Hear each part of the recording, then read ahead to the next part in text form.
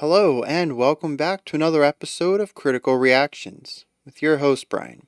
We're going to check out a full album today. If you don't know what's up with these, you've probably already seen the length of this video. We're probably looking at something over 3 hours long. Though this is the shortest album we've had on the channel so far, sitting at just 46 minutes, so we're probably not going to be looking at a 4 or 5 hour epic, but I don't even know why I'm saying this because you guys already know how long the video is. So, we are going to be checking out Windir's Arntor, and I want to say a couple of things before we start this. First of all, we checked out a Windir track a couple days ago, on Thursday, I think it was, and while I was looking for stuff for the thumbnail, the band logo and band pics and stuff, it dawned on me their logo is in all caps, and it has a very different feel to it than the lowercase stuff that we see on like Apple Music and YouTube and stuff like that. And it clicked with me that it looks like Windir, which is computer talk for the Windows directory, C:\Windows. And I can't unsee it now, and I keep wanting to call it Windir. More on track with what we're actually going to be checking out today, though. I did look at their Wikipedia page real quick for this album to see if it was a concept album, because I try to figure out going into this stuff now if I need to view all the songs as interconnected stuff or if it's just going to be a series of isolated tracks. It has kind of I don't want to say disrupted, but I've had a couple of reviews in the past that I think could have been better if I understood they weren't supposed to be connected ideas in the beginning and could have appreciated each track on its own. So I went and checked it out, and I found some interesting stuff here. First of all, this is a one-man band. They're the only personnel for this album, at least, is Valfar, sorry. Guitar, bass, synthesizer, vocals, accordion, production, and mixing. We do have a keyboardist on one track. We have a second guitarist on 3 tracks. There is a clean vocalist and drummer across the board, I'm going to assume, but maybe not in every single track, which is why they're additional personnel. There is a separate lead guitarist on 2 different tracks. And then there is a secondary mixer alongside Valfar. So, yeah, primarily, though, this is a one-man band. So that's interesting. And it also stated that this album's importance in the larger scheme of Scandinavian heavy metal is difficult to overstate. It says if Bathory is responsible for introducing Viking metal concept, then this album gives Windir a strong case as heirs to their throne. By showing the way forward for the genre's future disciples. So that's really interesting. Yeah, this sounds like a huge album as far as things go. Also, the last thing I want to bring up is that this is in Norwegian, lyrically, but it's a different dialect from the core dialect. And I actually had difficulty finding translated lyrics because neither Google nor DeepL would translate them, which is really fascinating. But I did find translations for all of the tracks except the last one. However, it looks to be in more traditional Norwegian as Google did translate it. So hopefully these translations are good. Good enough to at least understand what's going on with the tracks lyrically. Let's dive into this now that we've had this almost 5-minute introduction, which is very unusual for me. We're going to start with the first track, The Beginning. This one's only 3 minutes long. Then we have a series of 6 minutes, 6-minute tracks, and then we also have a 9 and a 10. So a lot of things are going to be a bit on the medium to longer side here. And yeah, we have 7 tracks at 46 minutes long. So let's dive into this, see what's going on. This is The Beginning.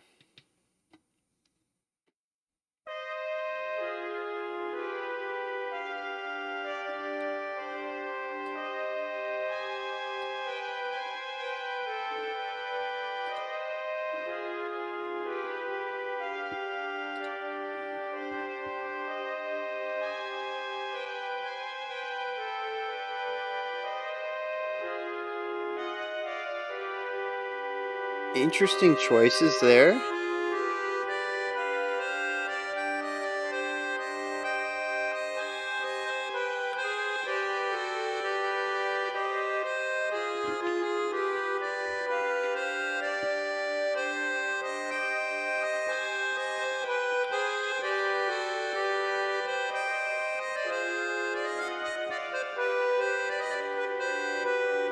Very fun idea.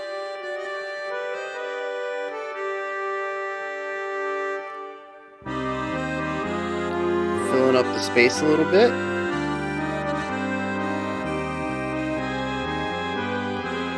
Yes.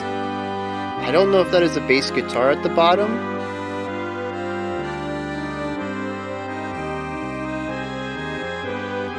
But I'm really digging it.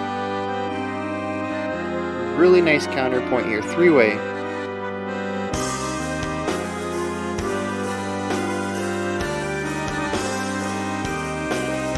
Oh, okay.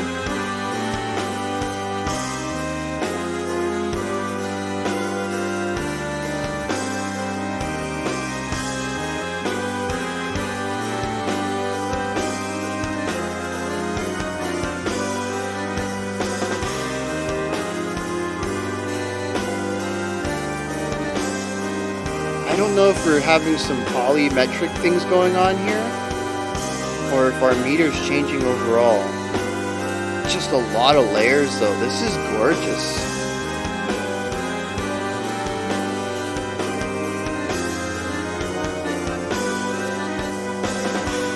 Yeah, I think we're doing Polymeter. I'm real curious what time signature all these lines are in.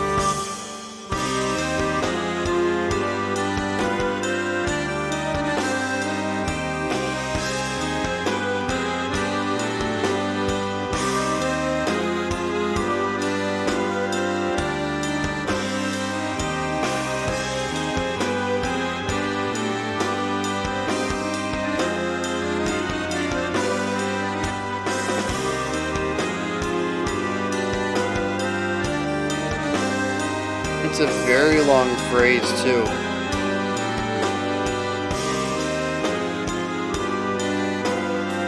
I think we're looking at 20 bars of 4/4 before everything lines back up again.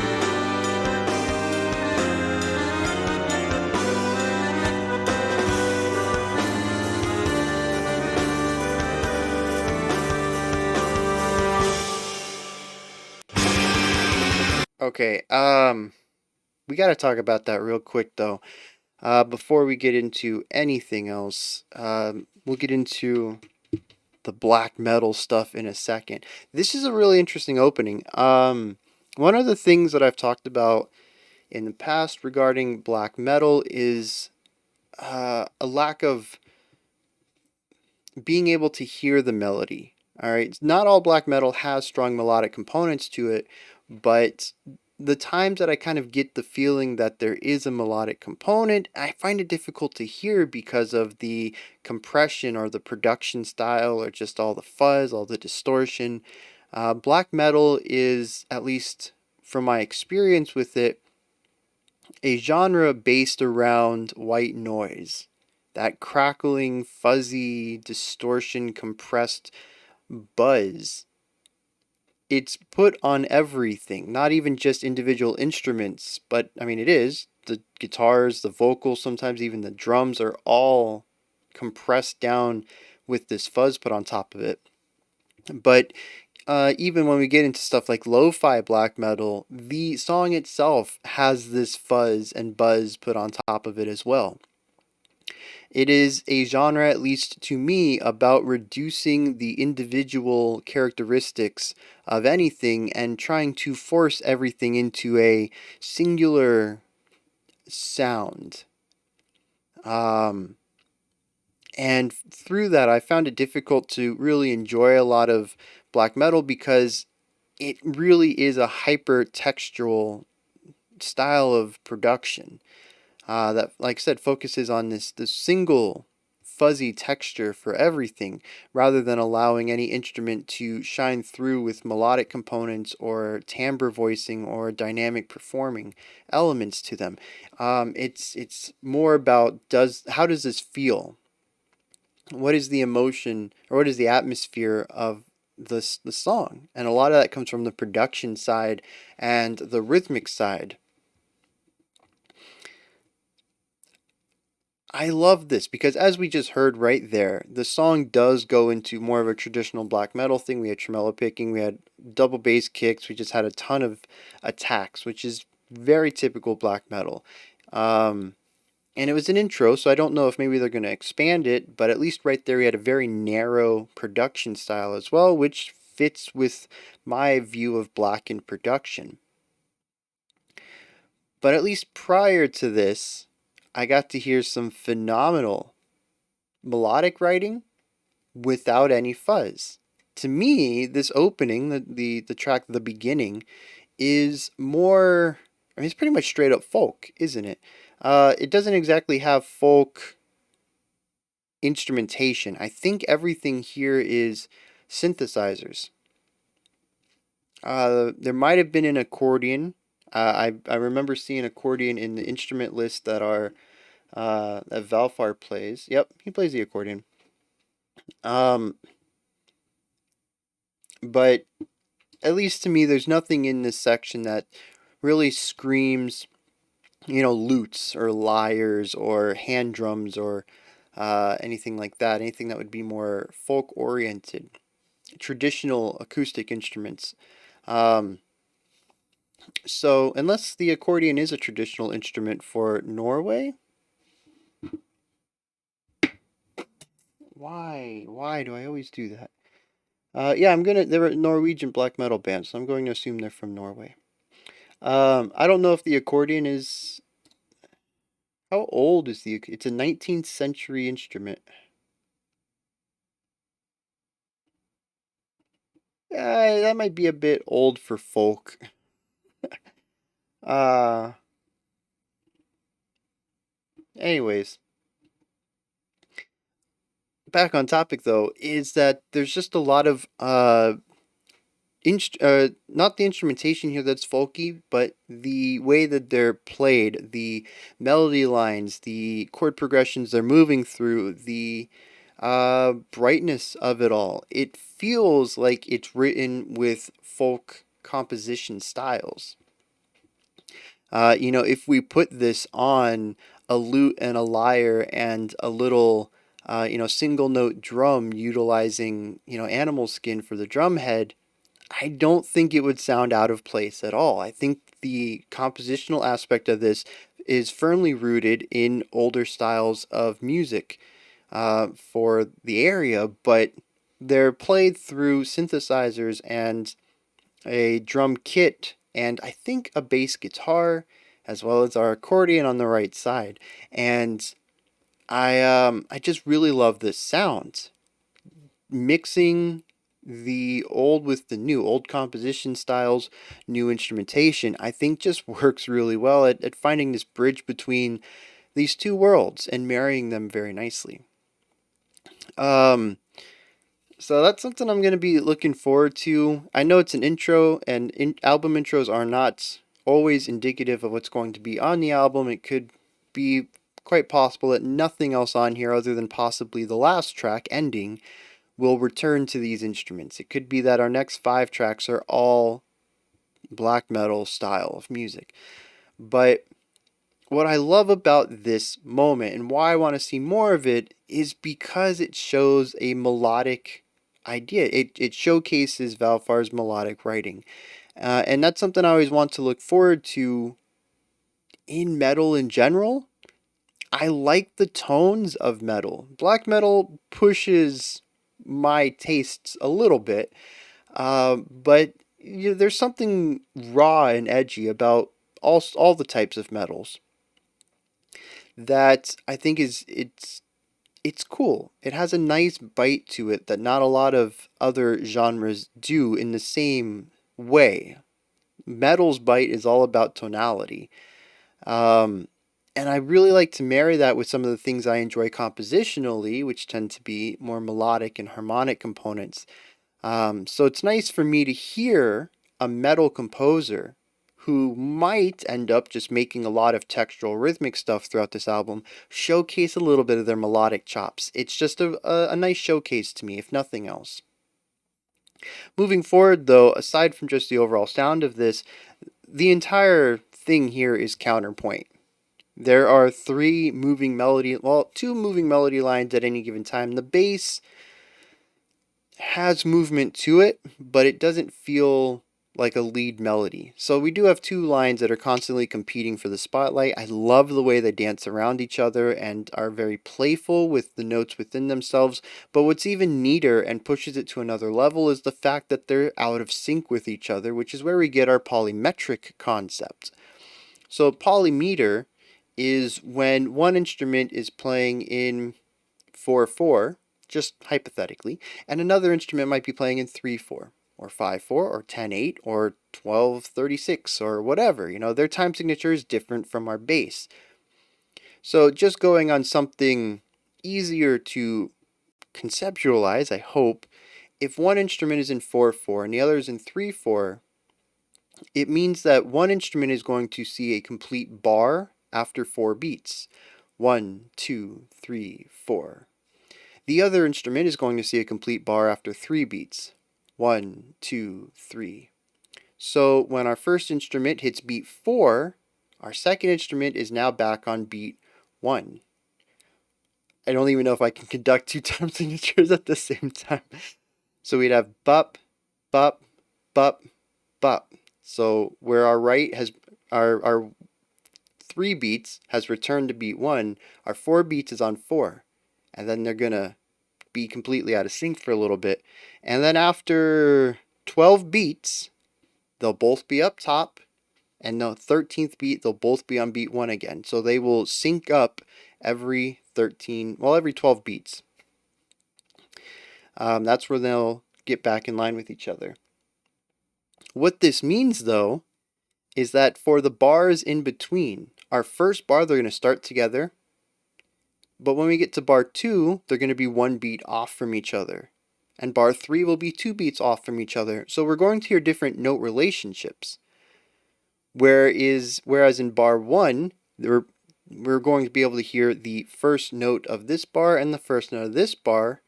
When we get to the next bar, we're going to be looking at the fourth note of this bar, of this idea, and the first note of this idea. And we're going to hear this constant movement where this one note in our 3 is going to be played against each other note in our 4. And so, this is a very simple idea. Like I said, I don't know exactly what's going on here in the beginning. But I had mentioned that there's at least 20 bars before we repeat, which means that one could be in 5 and one could be in 4. That would be one of the easiest ways to do it, but it doesn't necessarily mean that's the only way. We also could have one doing 4/4/2, 4/4/2. And now we have multiple time signatures within this one idea that is doing counterpoint against another idea that's also polymetric. And there's just a lot of depth into what is happening here in the beginning. I don't know, like I said, exactly what's going on. I would need sheet music or just a lot of time, probably a good 40, 50 minutes, listening to this track over and over and over and notating what I'm hearing before I could tell you exactly probably what's going on. As I've mentioned many times before, time signature and tempo are not exact sciences. You can write a song in 5/4 or 4/4 or 3/4 or 10/8 or whatever, and when they're played, they sound exactly the same. It's a way of writing, not a way of making music. So it would be what I would interpret it to be as. It doesn't necessarily need to be what Windir had envisioned when they wrote it. So we went over counterpoint, layers, and Polymeter. Yeah, that's everything I wanted to talk about here. Just a phenomenal intro, though. Like, even if the next 5 black metal tracks don't sell me, and somehow the final track doesn't deliver on wrapping up the album. And like I'm just like, man, I didn't really like the rest of the album. This opening track, I'm already happy. I'm so glad I got to check this album out on the channel because of the beginning. So let's dive into Arntor the Warrior. Oh yeah. I was like, that's not the right picture. Yeah, I pulled up the Wikipedia real quick. So, next track is called... I think my next track button is broken, which is unusual. Next track is called Arntor the Warrior. Alright, let's dive into this, see what's going on. I'm gonna rewind it, and we'll start from the beginning of this track.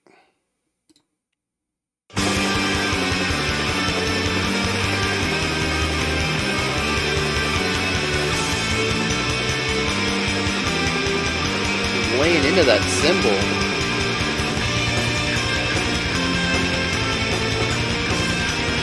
Why is it so fun and bouncy?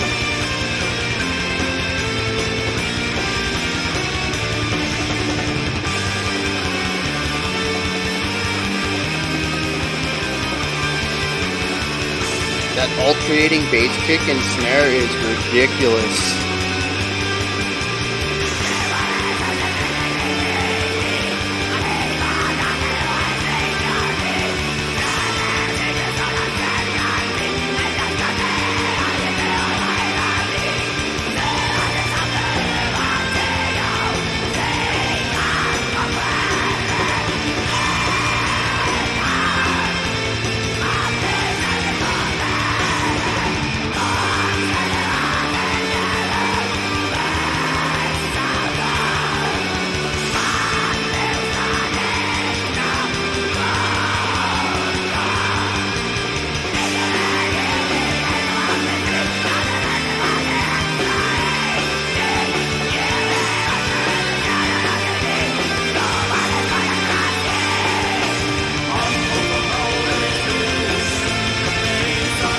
Okay, bring in the cleans. Got some really nice triple hits over on the cymbals.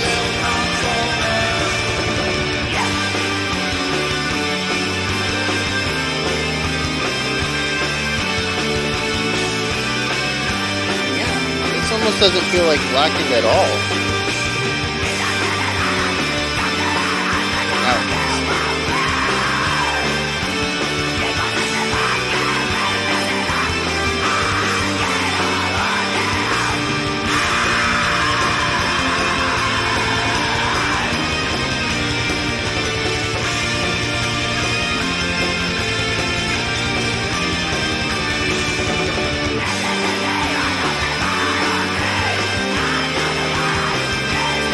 Really nice bass presence too, which is very unusual for black metal.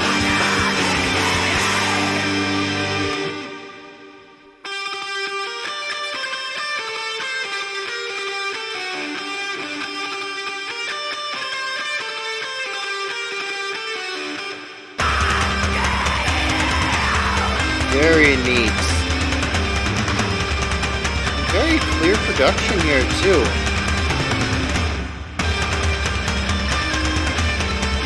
The bass kick is a bit muddy and lacking power, but our toms are not, which is an interesting decision.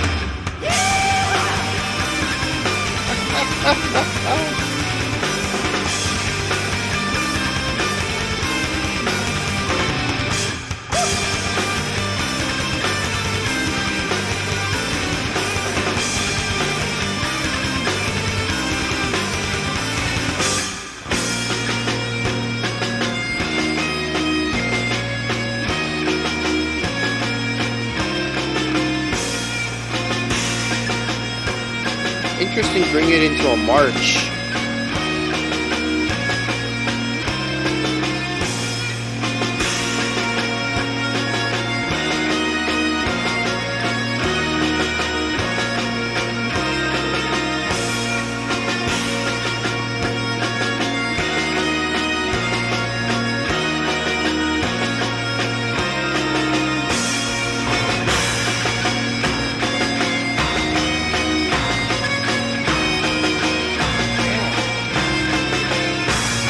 The drums are clipping. Actually, the whole thing sounds like it's way too hot, which is by design, of course.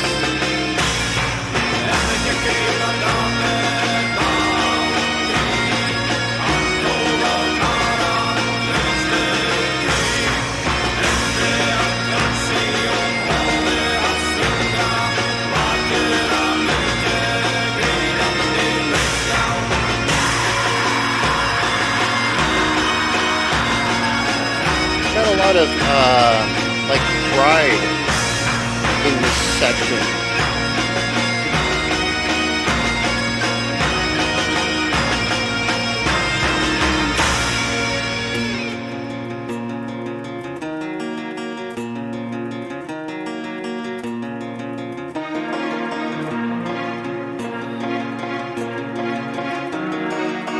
A waltz?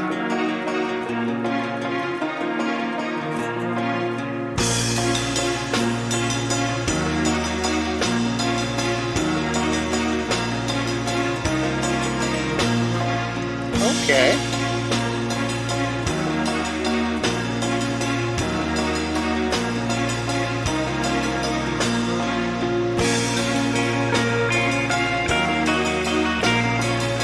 Yeah, this is nice.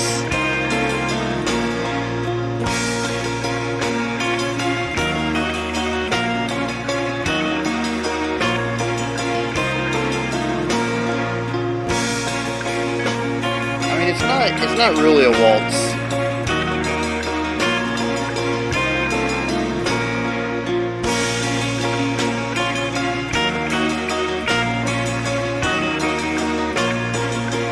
It's interesting hearing these acoustic instruments with a little bit of crackle above because they're so hot on recording them.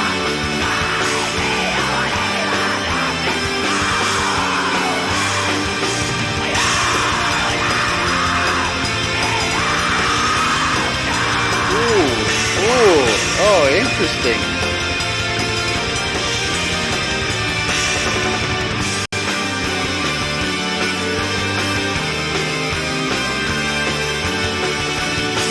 Yeah, there's a lot of Baroque influence here, especially looking at how often Baroque was utilized in church settings.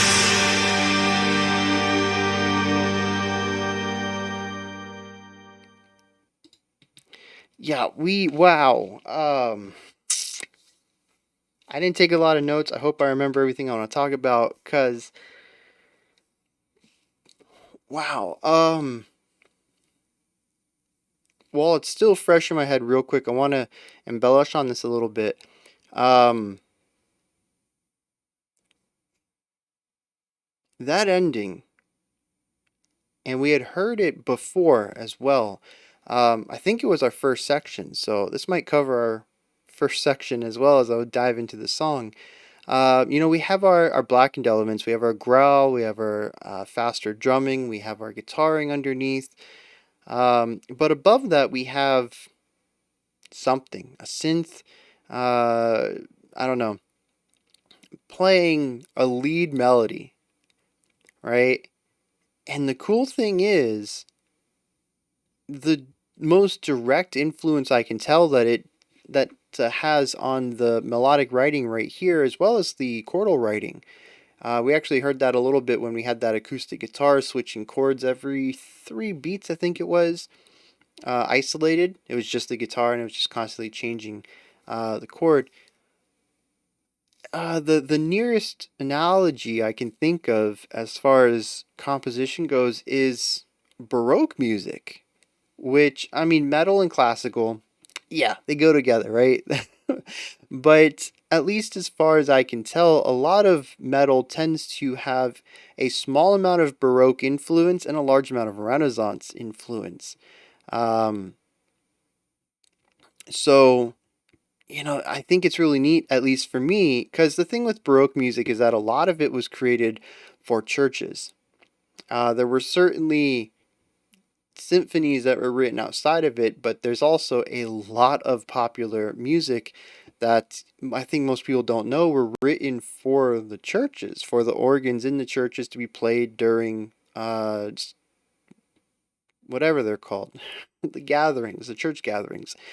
Um, and it's really neat to hear a lot of that in this track. Um, yeah, and the thing is too is that you know, Baroque music is it's what people I think most think of when it comes to classical. This is the era of classical I think most people are familiar with, even if they don't know they're familiar with it. And it's, different composers had different ways of approaching it. I mean, it'd be like saying all black metal's the same, right? Every black metal band, while they have that core element that sits underneath, is going to have their own element that they mix it with to craft their own style of black metal. This is typical for any genre. Not all pop music's the same, not all rock music's the same, etc., etc. So not all Baroque music is the same, but Baroque had a lot of ideas that frequently were brought up. Especially when you looked at some of the greats of the time. So, one of the things is counterpoint. Counterpoint is huge in Baroque music. Another thing is, well, now we kind of think it's kind of eerie. In fact, a lot of our Halloween music, if you go buy a Halloween CD and you play it, and there's a lot of, organ tracks on it, the funny thing is that they were Baroque pieces written for churches, and now we associate them with Halloween, because they do kind of sound eerie because of how pop culture has shifted the way that we hear specific tones and timbres. Um, but yeah, there is this darkened edge to a little to some of them, and we can kind of hear that here as well. The line is sort of bright, but there's a darkness, there's a power in that synthesizer line that we heard at the end. Um, and what was another? Well, I think that was mostly because of the organs. I mean, a little bit of the yeah. Okay. Anyways, moving on. Um, and layering. Layering is really huge in it. Even when you have parts for just a single piano. Yeah, you have a song written just for piano. The two hands are still going to be moving elements across both of them. It's not like when you look at modern mainstream piano playing, singer-songwriter stuff, where you have one hand that's chords and one hand that's melody. No, a lot of Baroque music tends to have layers so that both hands are actively contributing to various aspects of the track. Maybe one finger or two fingers are doing your chordal floor while the other three fingers on your left hand are moving about a little bit and adding complexity to what the right hand is doing. Like there's a lot more complexity going on even in more restrained instrumentation and arrangement. It's really neat to hear a lot of those ideas popping up here as we heard in the beginning. And retroactively thinking about the beginning, it kind of, I said it has a folky element to it, but I mean classical kind of fits too, right? So I'm curious. I might have to re-listen to the beginning after this video and see where that hits me, because folk and classical are not the same. And I hope I wasn't mixing the two up based entirely on timbre, because that's not very critical of me. That sounds classical because it's on a piano. Like, no, that's not how it works. It's about the composition tools that are being used. And it could be that I just missed something. However, I went over, well, counterpoint shows up in folk music too.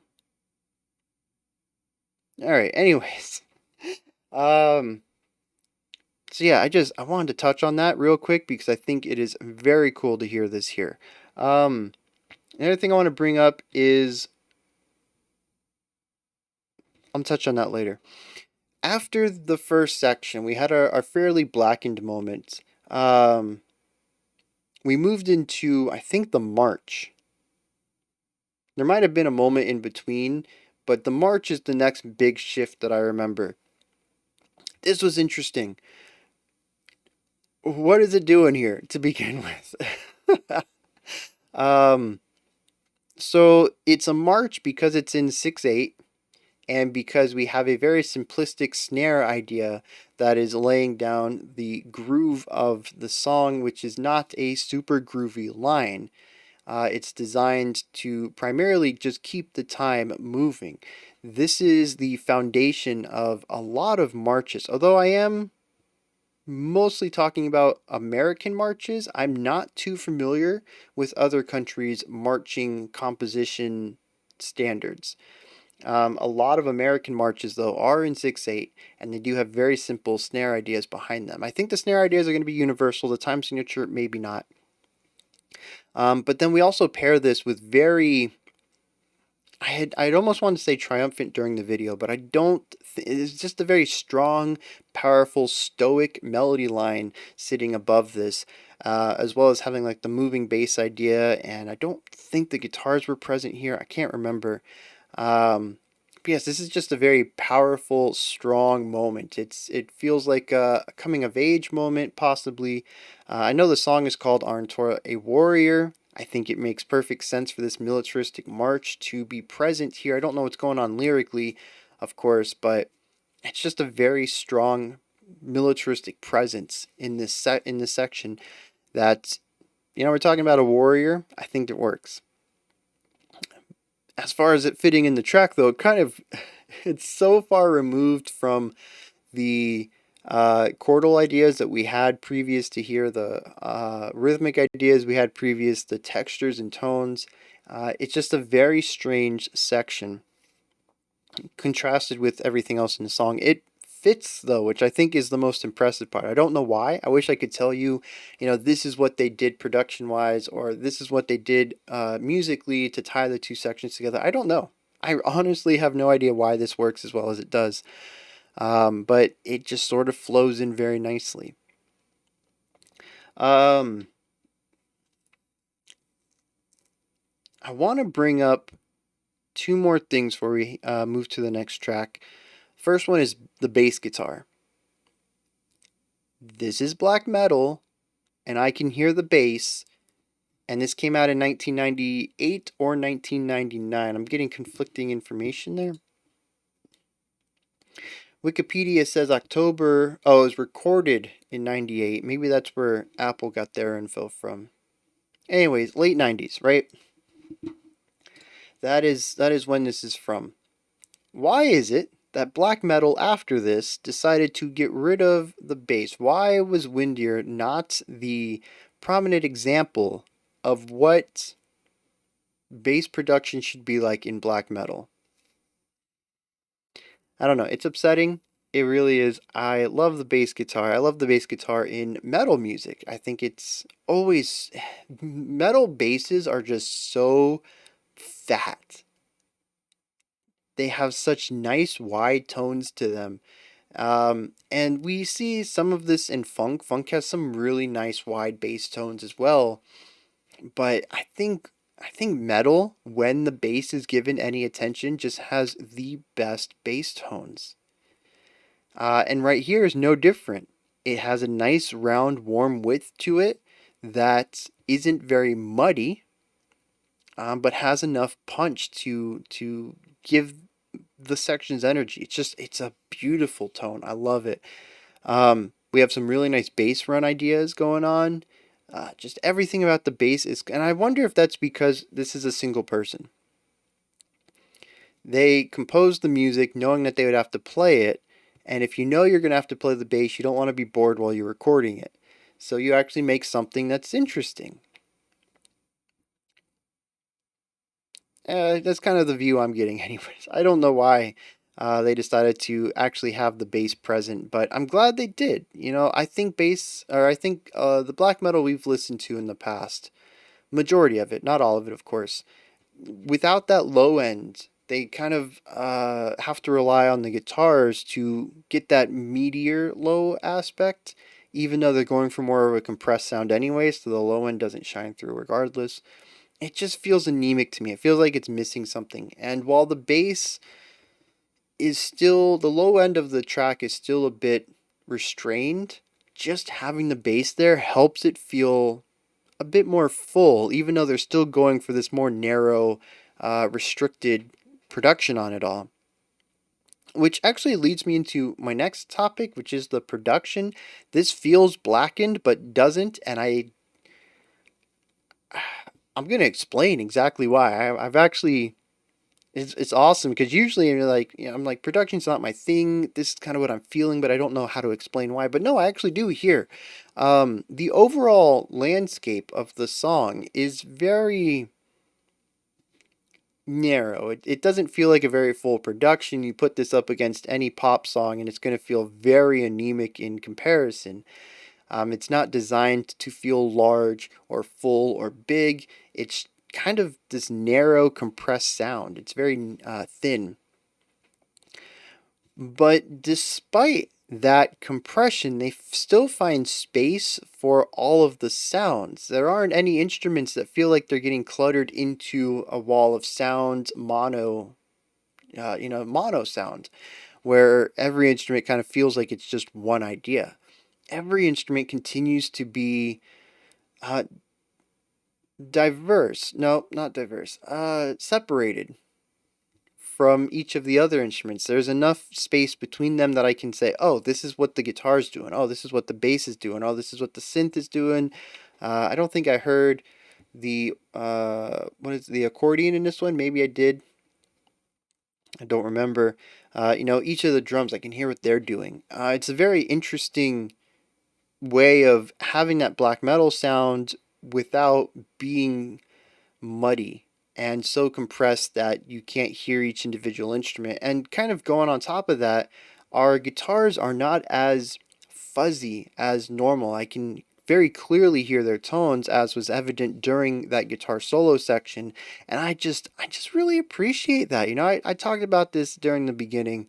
I like to hear the melodic ideas behind things, even if they're not super strong. I want to hear those notes. I want to hear what you put on paper, metaphorically speaking, since not everybody notates their songs. But I want to hear the music as well as the song, if that makes sense. And a lot of black metal only allows me to hear the song. And I really like here how they're retaining that black metal vibe. It's still narrow, it's still fuzzy and white noisy, but I can still hear the music that's creating everything underneath the production elements. And I mean, we're 2 tracks in, and I don't hate this, which is Uh, I mean, that's actually pretty typical because we checked out a couple of black metal tracks on album reviews, and I didn't walk away from any of them hating them, but frustrated. I'm not frustrated by the production, which is a huge step forward to getting me to enjoy a black metal song or an entire black metal album. The 46-minute runtime is going to help too. I feel like we are just booking right through this. 43 minutes in, normally I would still be talking about the first song of an album, and we're getting ready to move into the third already. Um, Last thing, two things. Um, there's a lot of clipping on this, and clipping is when you record above a device's volume ceiling, I guess is the way to say that. Anyways, you're just recording too loud for everything to be picked up, and you kind of cut off some of the characteristics, the unique elements of the timbre, and they get replaced with just crackles. And it was interesting at the end, right before the end, yeah, the penultimate section, when we had a bunch of acoustic instruments or acoustic sounding instruments, assuming that they might have been synthesizers, emulating the sound of something. Um, and, it felt very acoustic to me, but it also had these little chirps and clicks at the very top of the sound, which told me, especially the drums had these bonkers all the time in this section. And it tells me that everything was just recorded a bit too hot. By intention, I'm going to assume. And it's just really interesting because electric instruments, especially guitars, we overdrive them. We purposely push them into the clipping zone to get that bite, to get that distorted sound. But acoustic instruments, it's very rare to achieve that. First of all, because they're acoustic, so you can't just turn up a volume knob, you actually have to play them louder. But there's just something about acoustic instruments that nobody really puts a lot of fuzz on them. Nobody really clips when they're recording. I don't know if it's just because genres that tend to have acoustic instrumentation don't typically play around too much with distortion. Maybe. I don't know. But it was really neat and sort of odd to listen to these instruments with those little bits and crackles on top of it from the clipping. It's just two sounds that I don't typically hear together that I think was fascinating. Last thing on the production is the drums. I had mentioned this real quick. The toms are super loud. The bass kicks are kind of not there. There was that one part with the blast beats and the alternating bass kicks really fast. We were like a minute into the track maybe, and yeah, they were going off, and I could hear each snare hit, but the bass kicks I kind of felt, but I couldn't really hear. They did not have a lot of punch. And I was like, oh, maybe this is just black metal production. The low end gets cut out a little bit. It's pretty normal. And then the toms come in like 2 sections later, and they are just explosive. So I'm like, oh, maybe they're not just cutting out the low end. Maybe specifically they're cutting out the bass kick, which is an interesting decision to go for when everything else on the drum kit has presence. So I'm going to be looking more about that as we progress through this album. It's a very interesting choice to go for. And the final topic, real quick, is just contrast. I really love the growls against our synths and, our accordion or any of the other cleaner sounding instruments versus our distorted guitar. It's really interesting just to hear this clean versus dirty idea so frequently throughout the track, and even not combined like that, but in isolation, as we have the more thoroughly black metal sections with no synthesizer on them at all, and like the second to last section with almost no distorted instruments. There was clipping on the acoustic sounding instruments, but no distortion on the instruments, no growls or anything like that. And then, like I said, marrying the two and hearing the clean and the dirty instruments combined. I really like what they're going for on that. It's really nice contrast throughout that gives sections a lot of character, and allows each section to be a bit more uniquely identifiable across each song. So, my voice is already starting to give. What is that about? Let's dive into some lyrics here. And just to preface, I might have to take some breaks, even though it's going to be a bit on the shorter side. So there might be some jump cuts in this video as I pause recording and relax my voice and drink some water or whatever. I think we can get through one more song at least, though. So yeah, this is Arntor, a Warrior.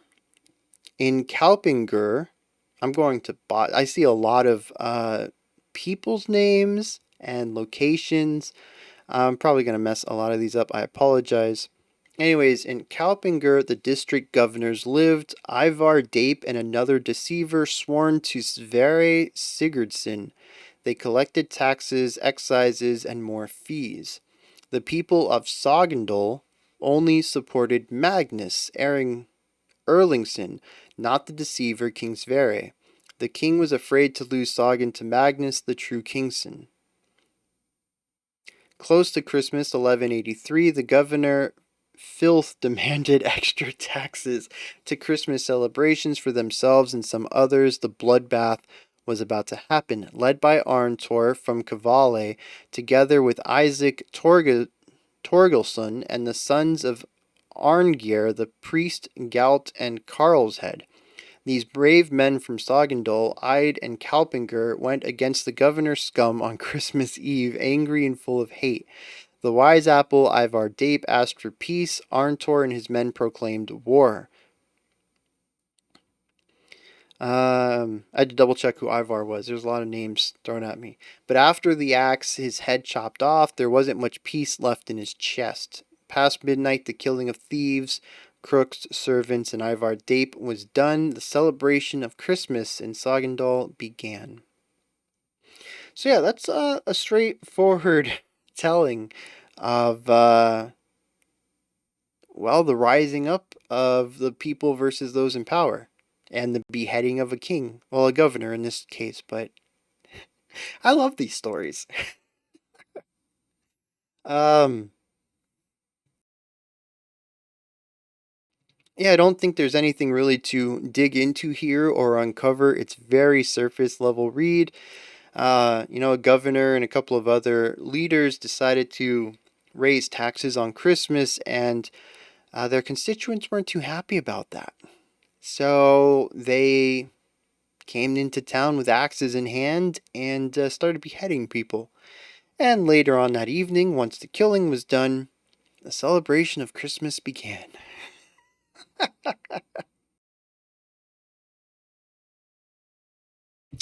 Oh man, that is a Christmas story that needs to have a movie made out of it. Um, yeah, like I said, not much to really dig into there. Does this have anything to do with the music? I mean, some of it is just straight black metal music, especially since it happens during the part of just describing what's going on, who the people are, what's happening, the king and the governor and raising taxes. I do think somewhere around the middle is when we got our militaristic march, and I think that might have been about the time when we started bringing people together.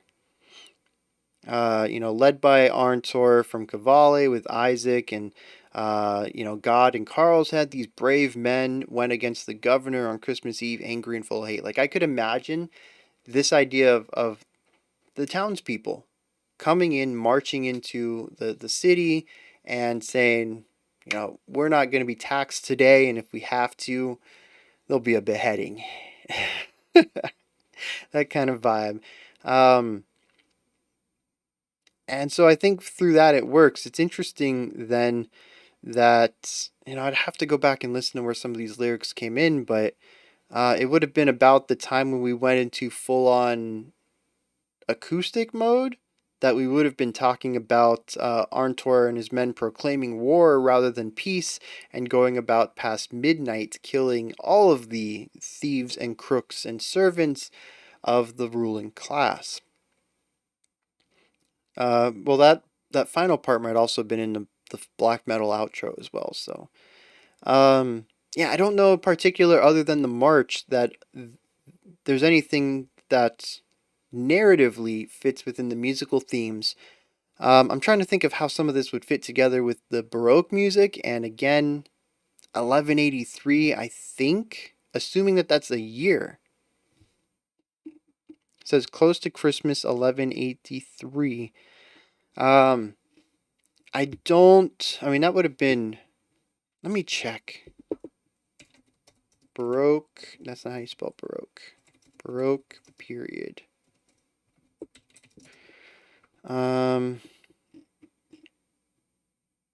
Yeah, we were off by a few years. The Baroque period started in 1600. So yeah, this would have been long before that. Folk is definitely a better depiction of the musical stylings of this era.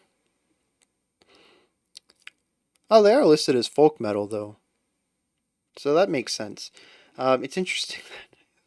I wonder. I'll have to do that on my own time. Kind of look into if Baroque had any influences from folk music at the time, and if they even had documented folk music to have picked up from.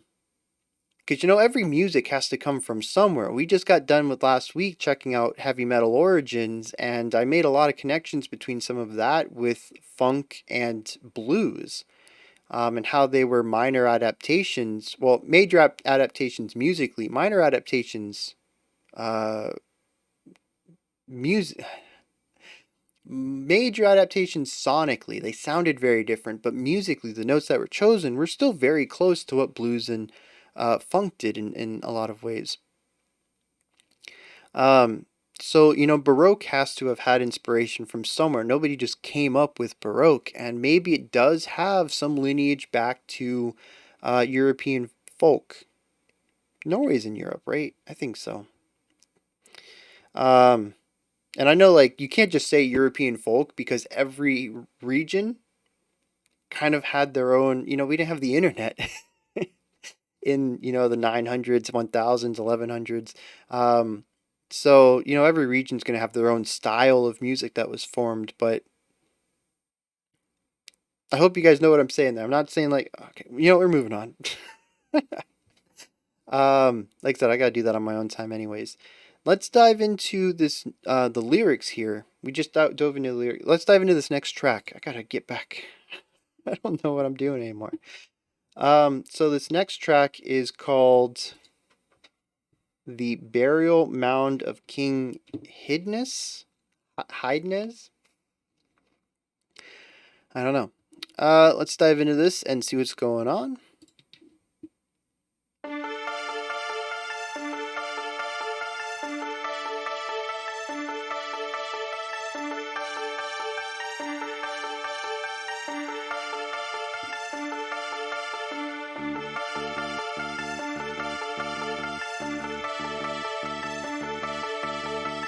Because of the synthesizer, I'm getting really heavy, like 80s rock vibes.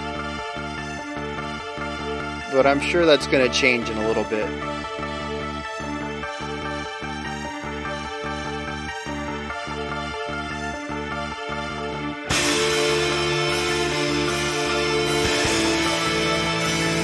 That was a little loud for me. Trying to find the perfect point for my own volume that is loud enough for the song to feel full, but not too loud for my ears. And I'm having a hard time finding it. I love this guitar line.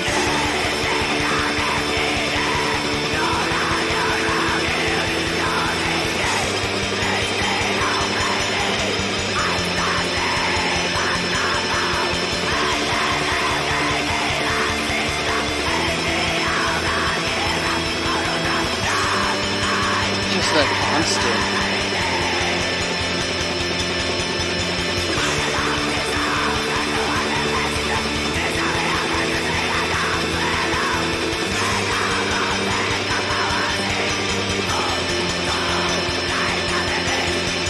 A bit of a predictable movement on those notes, but such a satisfying one. It's so good.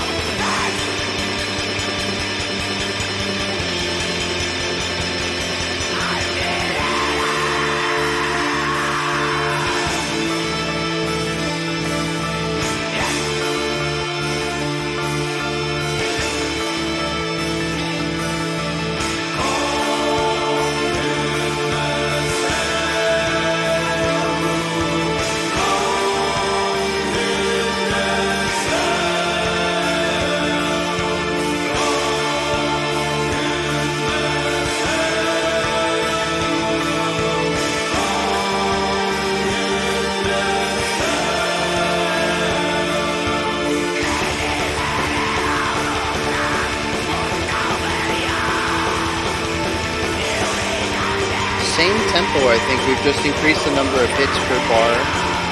Either that or we went to double time.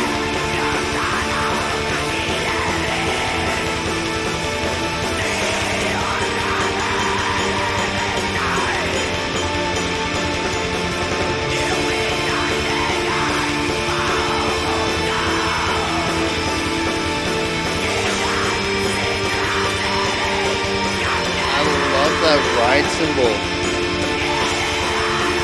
It's little nuances in it.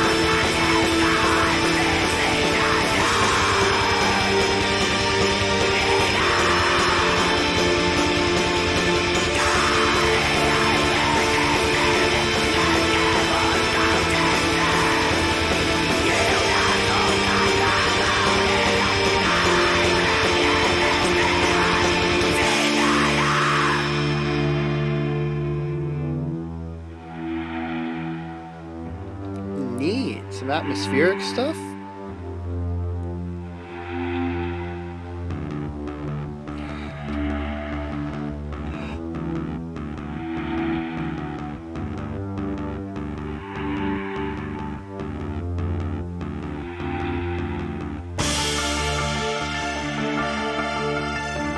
How very electronic.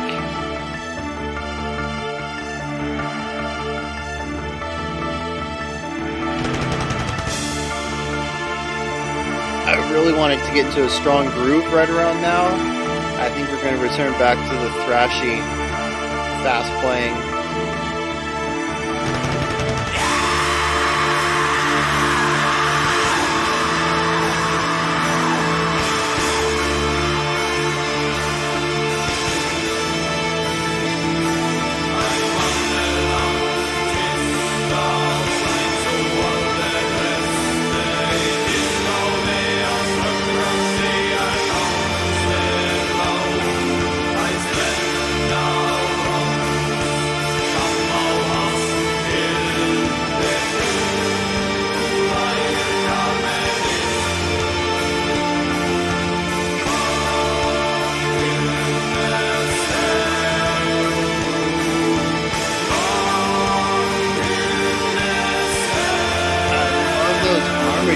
So strong.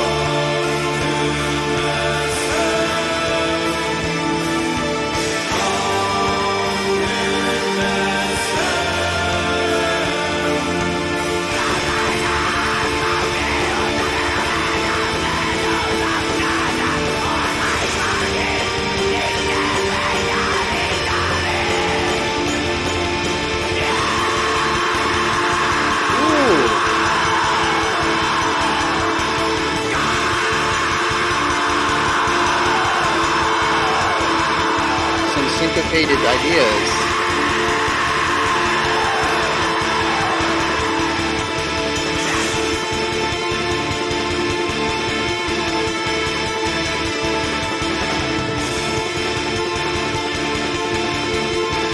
I love those ghost notes on the snare.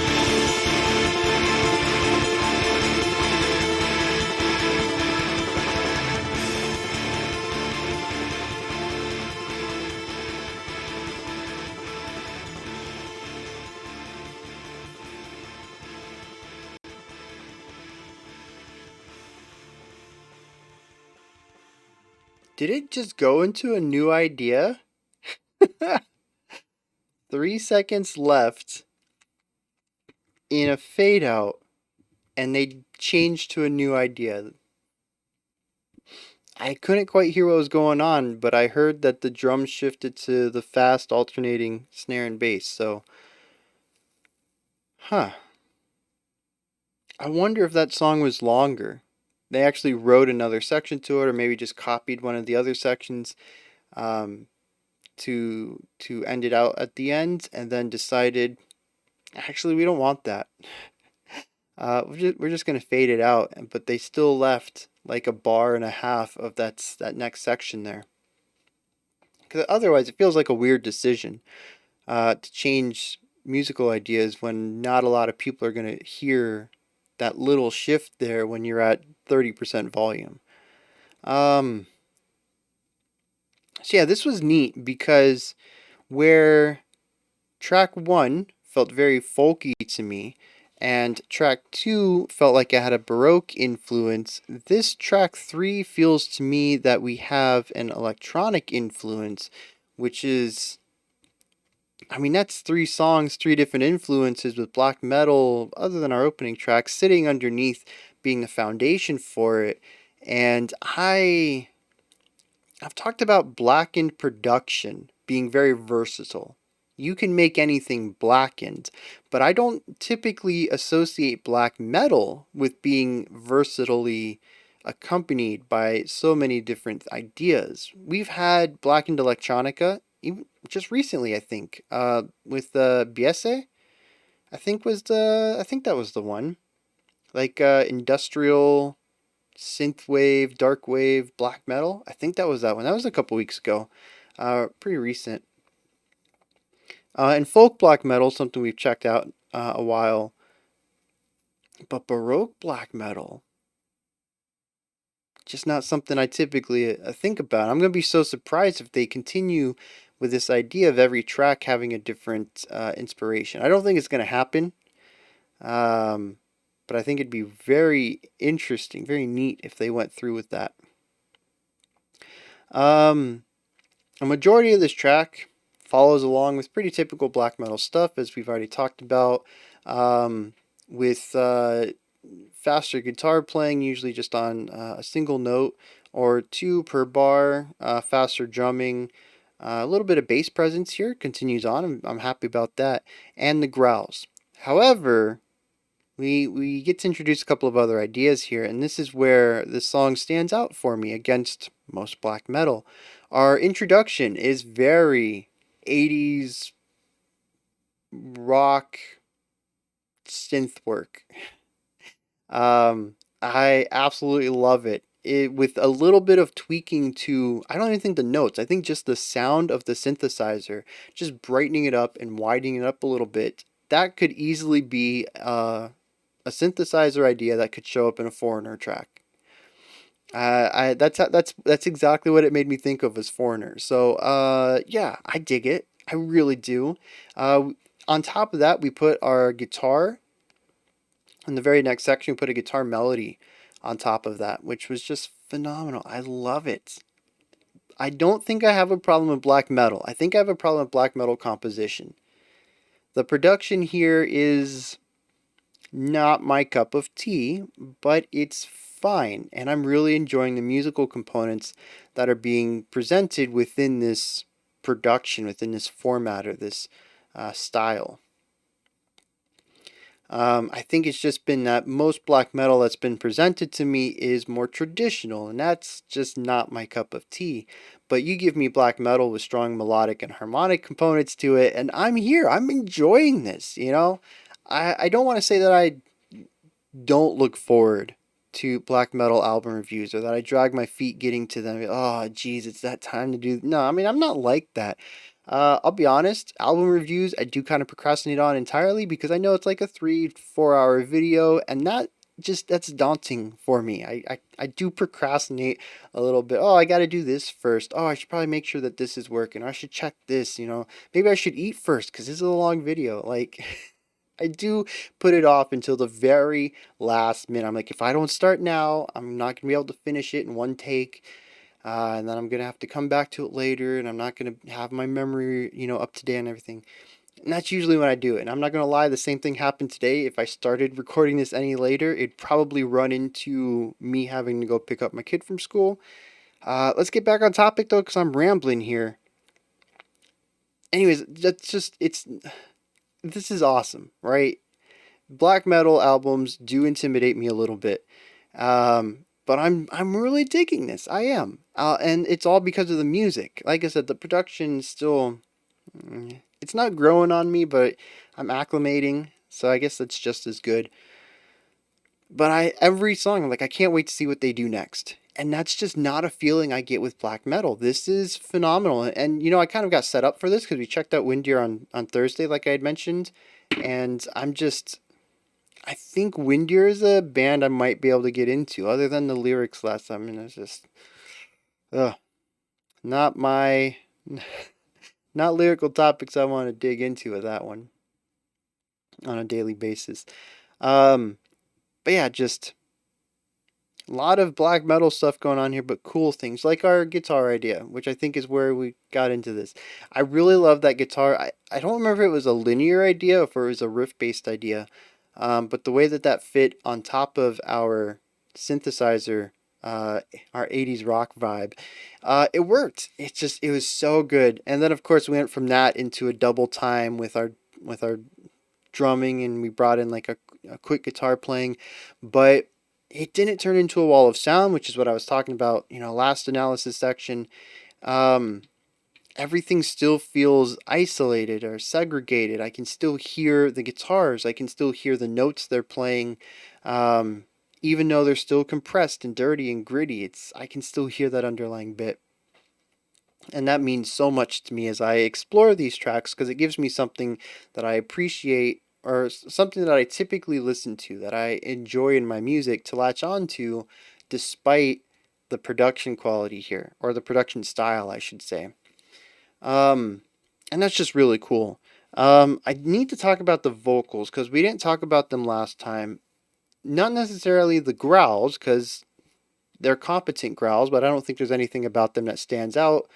To me in particular, they're just narrow blackened growls. Very well done, for sure. Nothing bad about them, just nothing uniquely ear catching either. We get to these clean vocals, and I forgot who did these. Steinarson? No, there's no second name. I'm going to assume that's maybe a stage name or something. Um, Doing the clean vocals on all the tracks, it looks like. Just a very huge voice. You know, we heard this on Arntor, a Warrior as well, but I didn't get a chance to talk about them. Um, they're very throaty, very projecting from the back of the mouth, very wide tone. Because of that, when we have forward projected or singing from the front of your mouth style, it's a bit more narrow and directed. Whereas when you get to the back of your throat, you get this very wide sound, and it's very round and wide and deep. And it's a very different style of singing that I think just works here. It's not usually a style I personally enjoy. It really depends on the music. But I think just growing up a lot in the 90s, where we really pushed towards more directed forward singing vocal styles, especially into the 2000s, it's that that very 2000s style of. If you know what I'm talking about, you know. The 2000s had a very particular way that mainstream singers started leaning into. Very forward projected, though. And that's just what my ear is really used to. A lot of the vocal work that I've listened to is mainstream. Operatic vocals, I never really got into opera much despite liking classical music. Opera just never really stood out to me. Um, but that's really the only other place that I think I've really had a lot of exposure to more of a back of the mouth style of projection. So it's just not something I'm really accustomed to. But here it works. It has a bit of I almost want to say like a churchy vibe to it, like having a bunch of a choir at a church. There we go. And I think having the vocal layers here and the extra width really add to that. But it feels very communal. It feels very group and ritualistic in some ways. And I think it goes so well with the blackened metal. I don't know why, but it's just like I can't imagine more directed vocals over this or more modern vocals. Just having this very, you know what it kind of reminds me of chanting, right? Which I associate with folk music, and even prior to that, dating back to stuff like Gregorian chanting, and that feels very much in line with the type of music that's being utilized here because once again, while we do have a black metal concept going on in some of our instruments, our lead melodies and our chords are once again borrowing from classical and folk. So having Gregorian or having chanting, not specifically, having this chanting style of vocals that feel like it's a group. I don't know how they achieved them. It could have been double tracked, or maybe they actually did bring in. Oh no, it just says one person. So yeah, they're probably double or triple tracked here. And having that feeling of a wider congregation of people singing these parts with this very wide projected tone. Yeah, it just goes along with the styles of music that are being played alongside our black metal. And maybe that's why it just sounds like it works so well for me. But yeah, I absolutely love them. And, like I talked about in the last section, contrast. Contrast is so important for me when it comes to music that is abrasive, for me in particular. So we get the more static black metal sections, and we contrast that with acoustics and choir-esque vocals, and that's just going to be a really nice moment for me to catch my breath and sort of realign with what the song is doing. The final thing I wanted to touch on here before we get into the lyrics is transitions. There are none. A lot of our sections are we were doing this, now we are doing this, and we do have an occasional shift, like in Arntor, a Warrior, if I remember correctly. There was one moment when we just stopped. I honestly thought the song was over, but we were only like 2 minutes into it. And then there was like a 1 bar break, and then we went into the next section. That was interesting. That's definitely, I completely forgot that existed until just, isn't that weird? How like random things will trigger your brain to remember things that you forgot. Brains are weird. Where was I going with that? Speaking of brains being weird, yeah, transitions. There's just a lot of rough transitions. There aren't a lot of moments where we kind of carry over one idea to the next, or utilize one section's ideas in the next to create a smoother movement from one section to another by way of having similar ideas or foundational concepts, but moving between them. It's just, it is what it is. It definitely feels like a 90s metal album to me in that regard. I don't necessarily, for whatever reason, associate smooth transitions with 90s metal outside of prog metal. Like Dream Theater has some good transitions. I've commented on those before. But when I think of more straight metal stuff that's not going for more of that progressive type of composition, even though this is very progressive for black metal, it still kind of sticks with the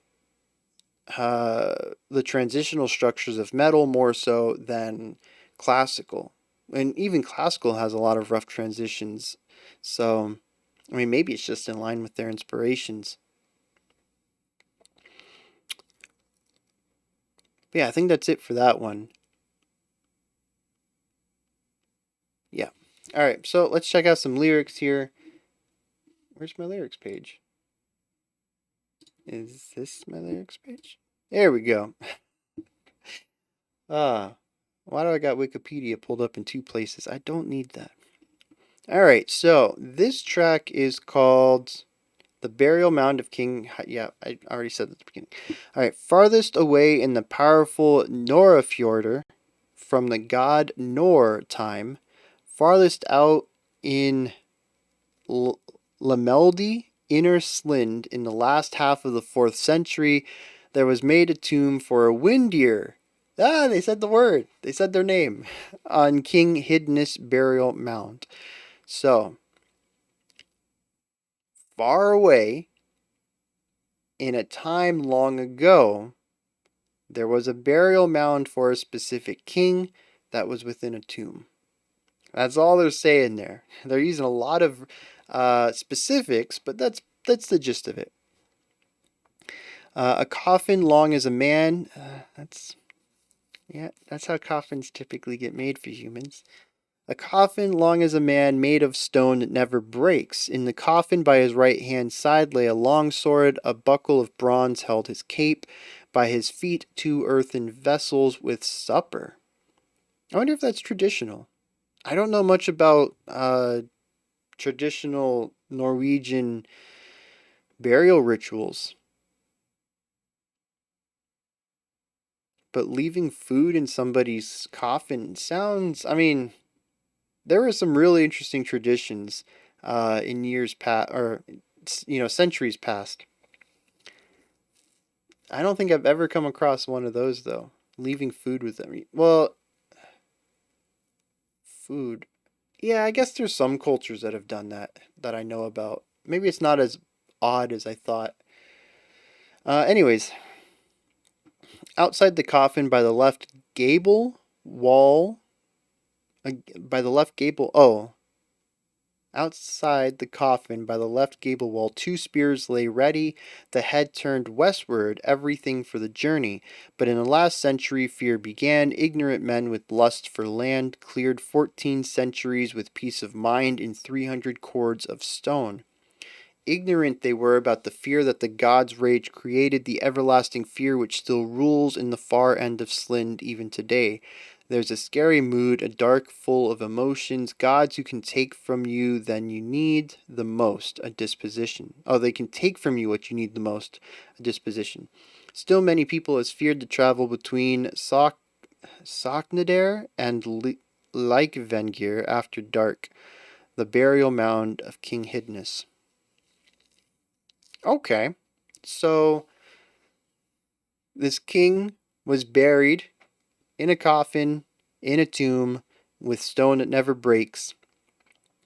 And they document what was buried with him.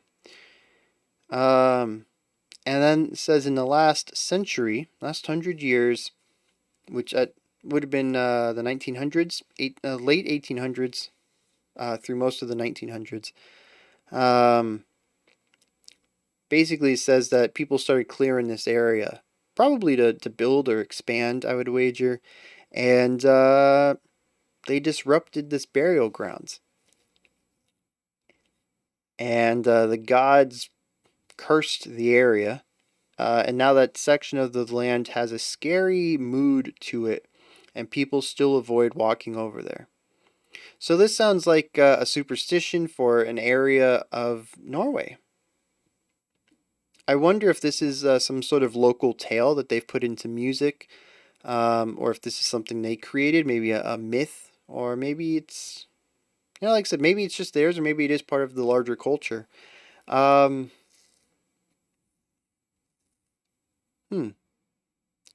Tying this back to the music, though, I really got nothing here. These are really neat lyrics, though. Because I wonder if track 2 is based on a real story. I gotta go look this up. Arntor of 1183. And like I said, I wonder if this is a true local tall tale or a local superstition about this hill. Very interesting. I don't think we've had an album on album review yet that's been like this. Everything has been about telling stories, fiction stories,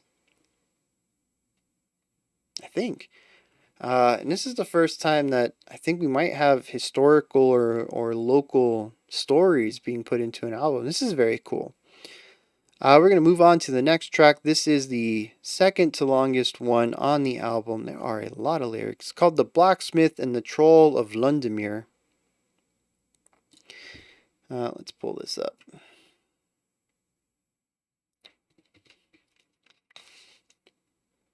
Or Lundamyri, depending on who's translating it. And here we go again with Wikipedia.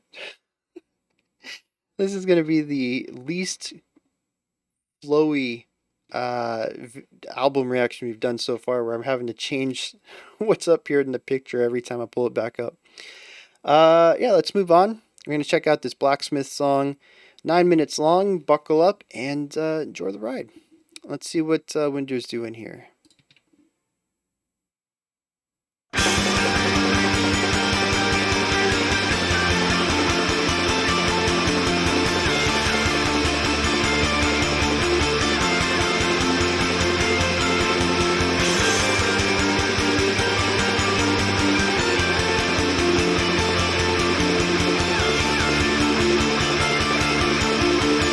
Remember to talk about the cymbal. I love the cymbal work on every song so far.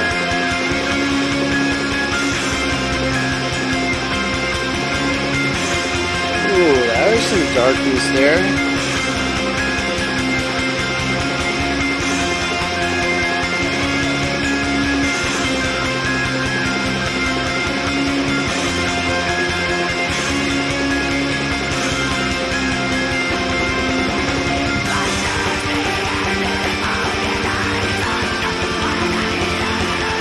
Why is it so bouncy?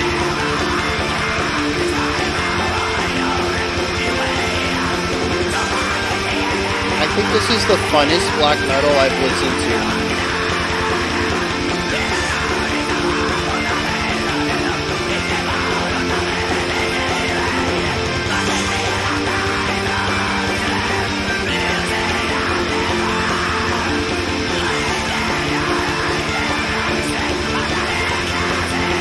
Again, we have these very rigid vocal delivery.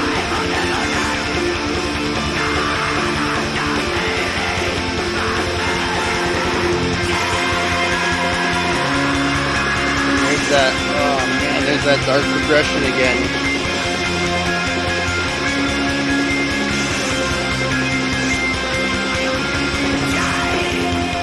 Interesting too that the synth part got pushed over to the guitar.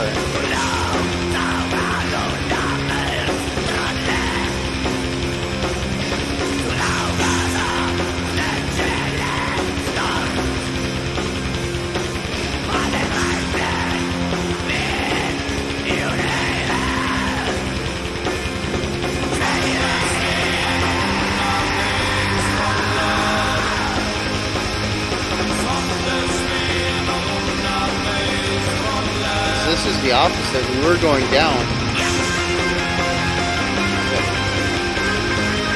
Yeah, our synth on the left is rising now.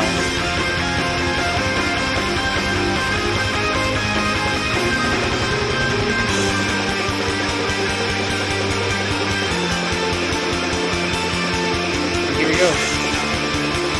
Rising and falling simultaneously. Interesting.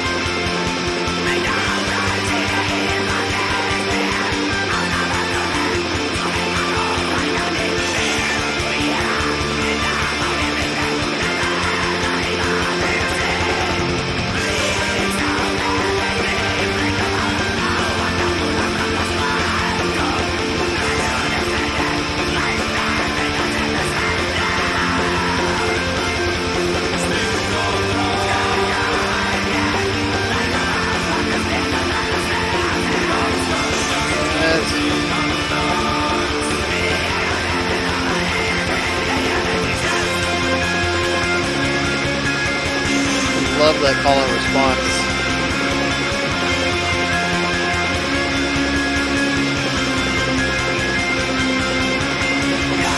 Yeah, so our guitar took over what our synth was doing. I love that. And now put a variation on it?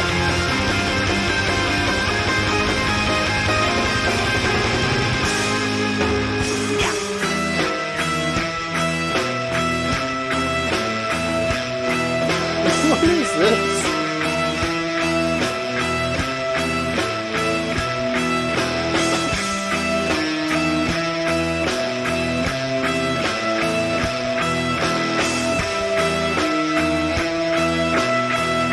The open to close hi-hat.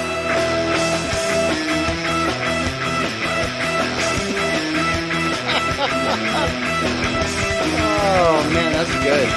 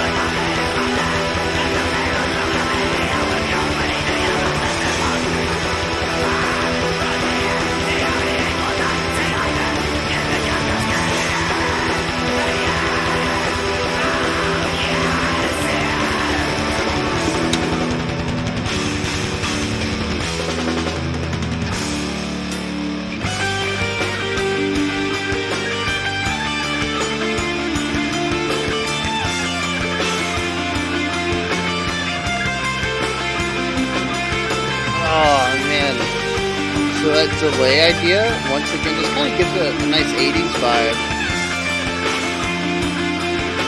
But with the bite of black metal. So good. Very moody, too. I would not use moody as a description of a lot of black metal, but here, for sure.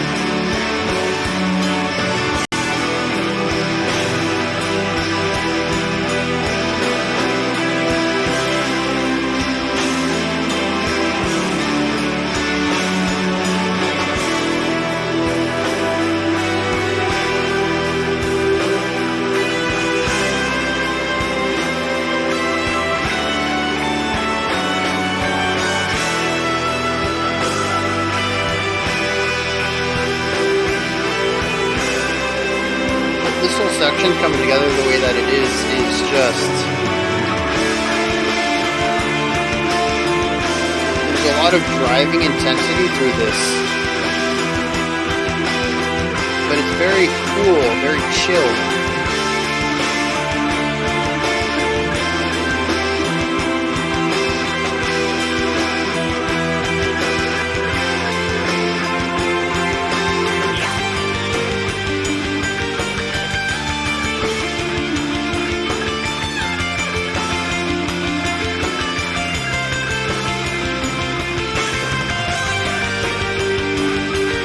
Go again with that the delay.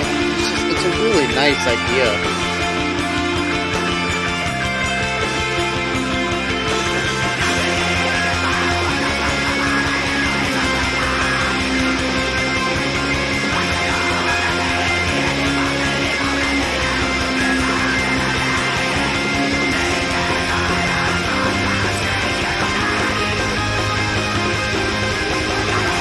Once in a while, I get the slightest hint of the Gravity Falls theme.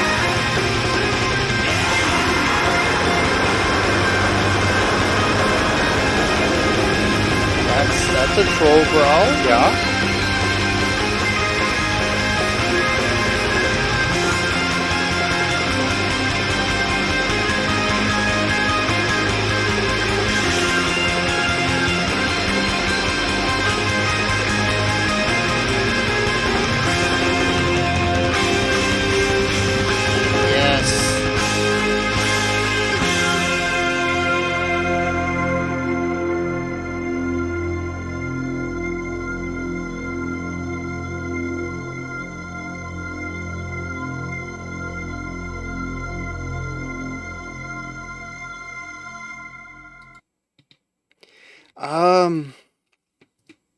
Wild stuff. I took a lot of notes on that one.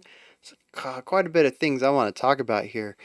The story, though, I want to touch on real quick. What the music was telling me is we moved between quite a few different feelings, different vibes. And I'm not sure if I hit a point where I was like, oh, this is telling me about a story of someone who took on a troll, which is kind of what the title tells me about. But there are several elements in the music that kind of lend itself towards thematic components of such a story. There is a driving intensity in a lot of it. There's also that super eerie moment in the middle where they went for sort of the polka rhythms, but done with like Hitchcock's screeching sound that he used for like the knife stabs in Psycho, and kind of getting like some of the eerie dissonance out of that, while also mostly focusing on offbeats to drive intensity, and kind of getting some like eerie vibes from the combination of that tense forward momentum, almost like fight or flight kicking in, right? That sort of stress and tension from that moment.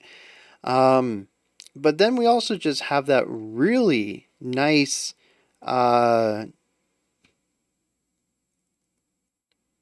final moment. It was like the last 2 minutes or so. It was all the same musical idea with slight variations across the 2 minute segment, which I think just feels cool. There's an eeriness to it. There's a darkness. There's a danger to it all, but it's also very, I'd say, adventurous. It's a nice mixed atmosphere. They're doing a fantastic job of forming, and I absolutely love it. So many cool emotions are in there. And that is exactly the type of compositional maturity that I love to hear in metal, where it's not just about this is the sad section or this is the driving section, this is the angry section. No, that section carried quite a few nuances to it, and it does feel like something that would fit inside of a more action-packed or an action scene in like a fantasy film.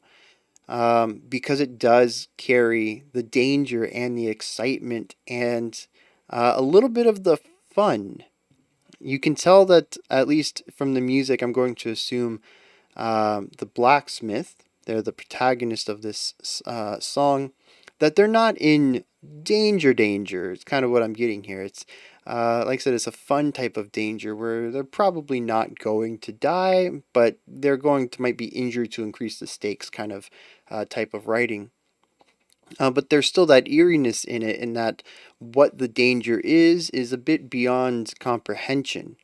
This troll might be something that is, well, at least for us modern folk, trolls are not something we see every day. There's something a bit otherworldly about them. And I think they capture all of this very well in that idea that they craft at the end of this track.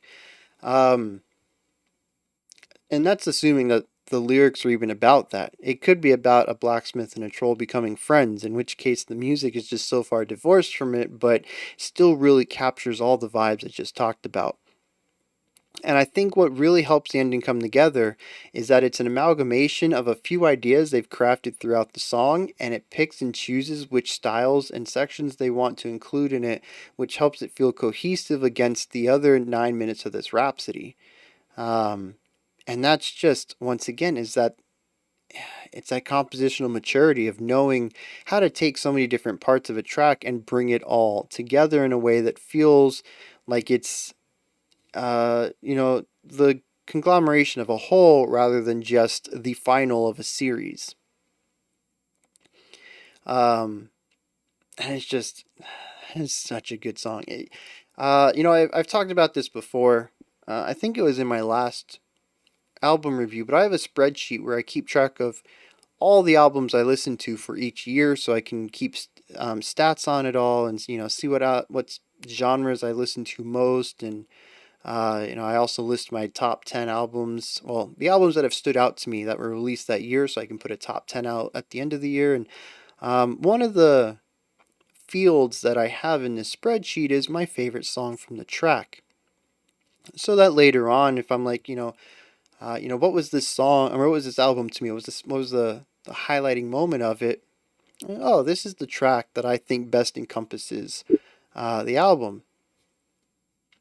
This might be the one I pick when I add this to the list.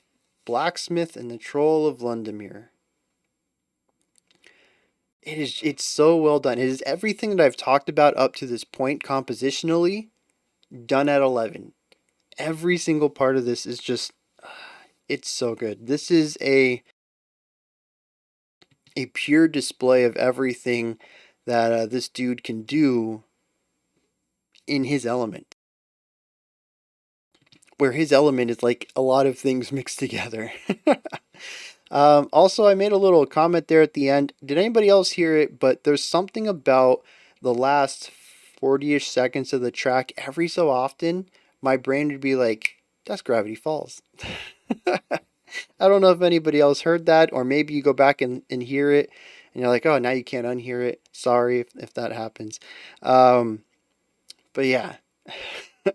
Something about that outro just reminds me of that show's theme song. Yeah, theme song. This is a little bit of a comedic thing. On my notes, I just have yeah. YEA exclamation mark. This popped up in Arntor as well a couple of times. I don't remember hearing it in King of Hydnes.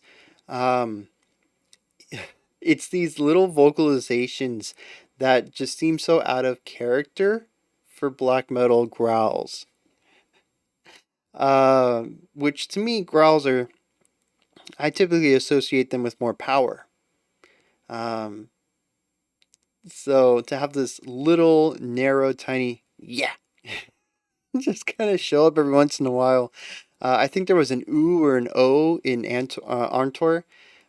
Just not vocalizations I typically associate with metal growls, and it always cracks me up. I really hope if what's this dude Valfar, if he watches this and sees me laughing when those happen,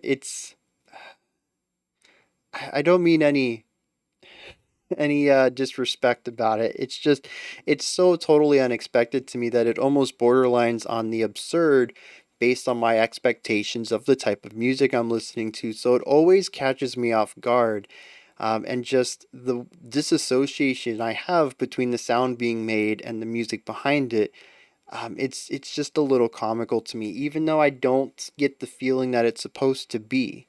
And I appreciate that I just have a very odd perspective on it. But it's always gonna make me laugh, I think. Um, the eerie section. I want to talk about this real quick because I really enjoyed this moment. We took a second to pull back from everything we had done to this point. No more Baroque, no more folk, no more electronica, and went to an upbeat, emphasized moment of staccato dissonance. And it's such a stark change, not just what we were doing, but as far as the entire album goes, this is very isolating. Looking at its placement and any types of sections that might feel similar to it, and there really isn't. It is a unique element of the album so far, much like so much of this. Like I mentioned, every song sort of has its own inspirations to them, and this is no different. This one has, I'd say this has a horror aesthetic to it, um, which is very neat. I mean, that's not a style, right? Not like Baroque is. Horror music is, it's not a style, it's a vibe, right? But this is a vibe that's not present in anything else, and they achieve it through a variety of different ideas. This offbeat concept almost feels polka-y at times. Polka-y. Polka-ish? Polkish? I don't think we have an adverb for that word. Um, yeah, it almost feels like polka at times, though, with just its more upbeat rhythm and its offbeat accentuations, where all of our hits are on the offbeats. One two three four ah. That's where all of our hits are. They're on the offbeats, which is just a very polka thing to do. It's also very dancey and poppy and bouncy because of that. We're not hitting on the downbeats and having the weight. We're hitting on the offbeats. We got this bounciness to it.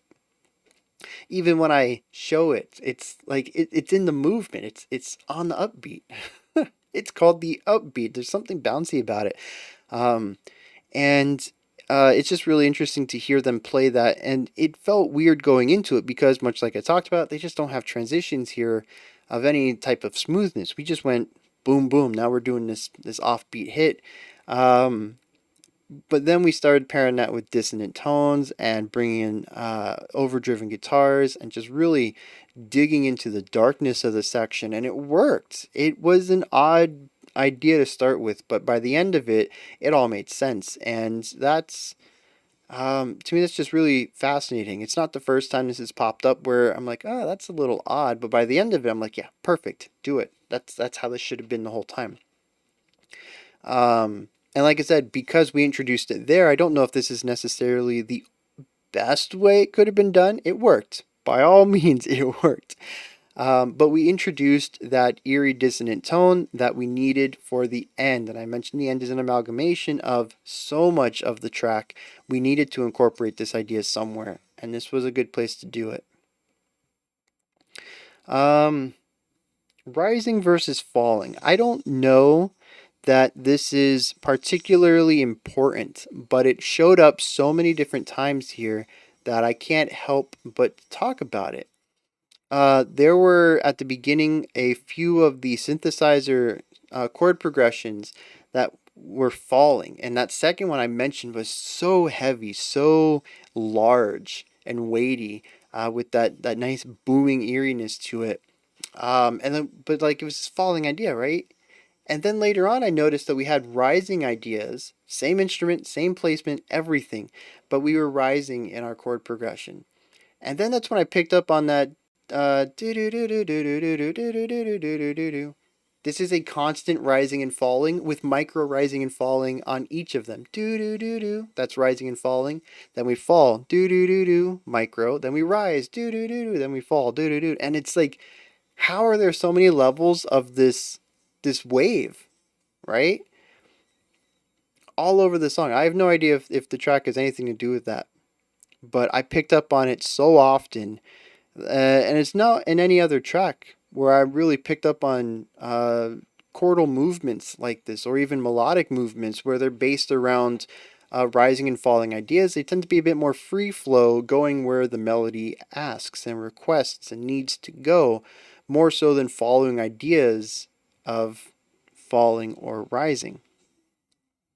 Um, so yeah, like I said, I don't know that it has anything to do with anything, but I just picked up on it so much. I want to talk about the vocals real quick. Um, Layered vocals, call and response, harmonized, all that stuff. I loved it. We need more of that. There's so many sections well, two sections in here where we get both our cleans and our harshes simultaneously overlapped, call and response, working together in some fashion. And I'm all here for it. You guys know I love my vocal work. You get 2, 3, 4, 5, 15 vocalists together, working together, singing different parts, doing counterpoint, harmonizing, all sorts of stuff. I am here for it. I love the human voice. It is probably my favorite instrument, and I love hearing multiple people singing together. So that really just made my day, especially since the previous two tracks we've only heard them in isolation of each other. But also, I want to talk about the rigid vocal rhythms. This is something that I pointed out during the reaction of King Hydnes, but I did not get a chance to talk about it. This is the third time, I think, where our growls are just one syllable. One word? I don't know. Either one word or one syllable per beat, and it's just this constant assault of this growling texture. And I don't really have anything to add to it or talk about why it's being done or anything like that, but it exists, and I want to bring it up because this is not the first time we've heard it. I can't think of any bands. Emo. We checked out one group during emo week. It wasn't Death Cab. It wasn't Empire. Was it whatever we did on Friday? I can't think of Front Bottoms. Maybe it was Front Bottoms that did this. Um, it was interesting to me. I think I brought it up because the only other time I had heard anything like this is My Chemical Romance's debut album. There are two songs where the bridge in them are just constant, one syllable per beat for like 16, 20 bars or something. And just this constant assault of just this rigid, monotonous vocal attack. Um, so yeah, this is something really interesting that I'm hearing right here because where our other instruments are, they get to play around a little bit with rhythmic diversity. Oh, cymbals. I got to talk about cymbals. They get to play around with rhythmic diversity a bit. Our vocals often do not. Our vocals, both our clean and our growls, are very rigid. They tend to be stuck in that black metal mode because black metal is very rigid rhythmically. It's either constant eighth notes, constant 16th notes, constant quarter notes. I was going to say fourth notes. It's always constant and rigid, right? We don't really get any playfulness out of the rhythmic ideas in them. And that's what we hear in the vocals all the time. Even if the other instruments begin to implement some more rhythmically interesting ideas, the vocals just don't very often. And I don't know if that is a limitation of. I wouldn't be a limitation because their vocalist plays everything else, so we know that they can play syncopated ideas. They just don't want to. I guess they want their vocals to be a constant against the variability of our rhythmic ideas in our other instruments, which is kind of neat. Have a constant for the variables to be played against. But it does, maybe by design, make the vocals feel more like background noise to me. They are that metronome at times that aren't super prominent in the mix either. And I tend to just not listen to the growls often, especially since there's so much interesting stuff happening in our synthesizer, accordions, and guitars. Speaking of rhythmic diversity, though, cymbals, man. Yeah, I love the cymbal work, especially the ride. I feel like, I mean, there's some cool things like in that disco-y section, not disco. You guys know what I'm talking about.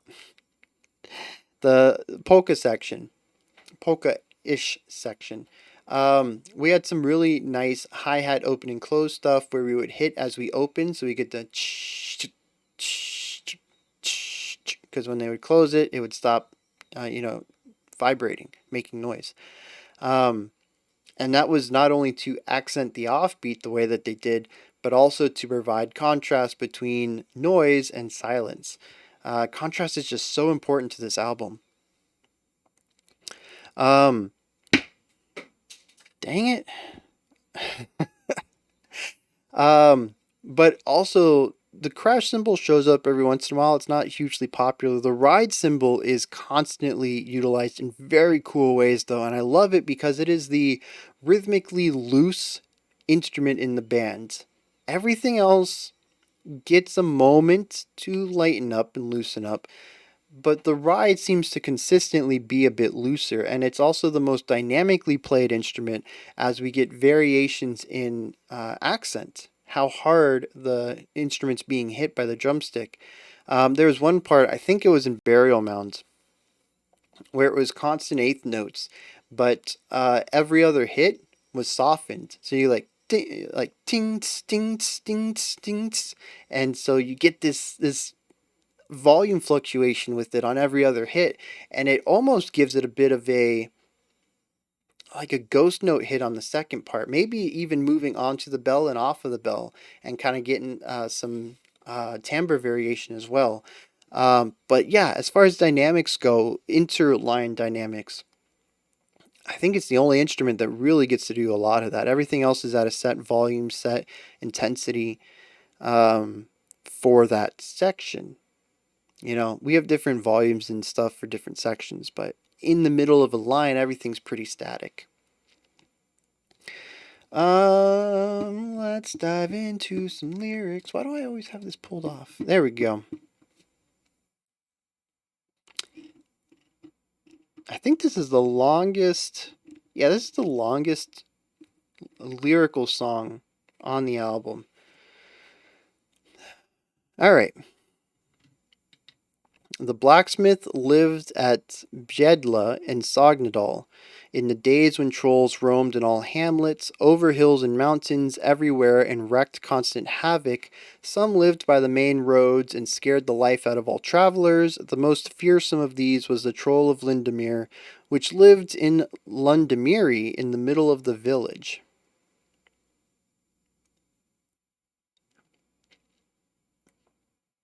I wonder if that's a translational thing, or if there's a different word for the name of the village itself, and the word for saying that you come from the village.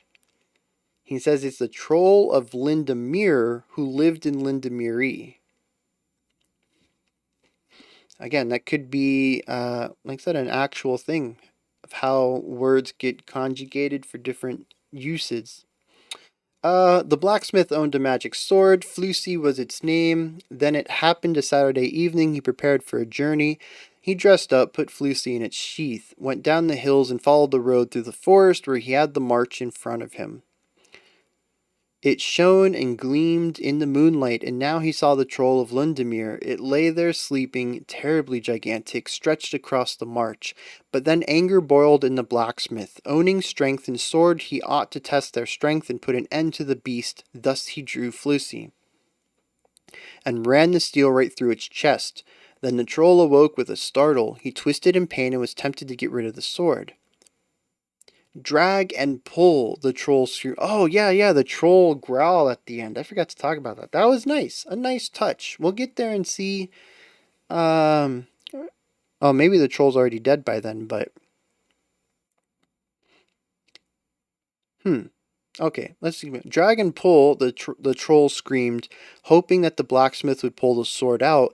Let it be as it is until Monday, said the blacksmith, and he continued his journey to the sea. Now the troll was doomed. When the blacksmith went homeward bound, it was dead, and he put Flusy in its sheath. But then 3 gates opened by the mountains of Hydnes, and out poured and ran big and small trolls. Grandpa's dead! Grandpa's dead! They screamed. Then they took the troll of Lundamyri between them and traveled across the fjord and through the largest gate. There the trolls were crushed. Since then the gates have remained shut and the mountain concealed the hideous band in its embrace. In times long after people feared visiting the place, especially at night, there was a mysterious glimmer to the march in the moonlight. The fear spread, and one could believe they heard the roaring of trolls through the valleys. Could it be that the trolls have returned? So yeah, once again, we have a bit of a tall tale, maybe tied to a local superstition, people avoiding something because of this supernatural event that happened years prior. Very interesting. This is such a fascinating album, especially, like I said, if all of this is true for the local area. Is this all tales, whether they might be true, like Arntor's tale, or local wives' tales or superstition, like these reasons to avoid these hills and the fjord, the largest gate of the fjord. And the mountain. Oh, I guess it's the mountain that concealed the hideous band in its embrace. Why people avoid these areas, but is this all local? And if so, this is a very personal but also cultural album that is eye-opening to this town and some of the ideas that they have. And that's not to say that everybody in the town believes in these ideas, but it's still an insight into some of the local superstitions, which is a very cool thing to learn about a culture. At least I think so. Yeah.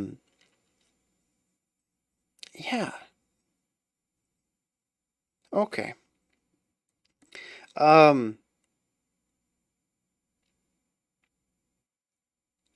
So once again, I don't know that this has much to go with the music. There's still that creeping eeriness at the end that I thought was going to be about this battle, possibly, but it's not. In fact, our blacksmith was never in danger. He walked up on a sleeping troll, thrust his sword into his chest, and walked away. That was it. But maybe the eeriness is about the way people feel about this mountain pass nowadays because of this tale.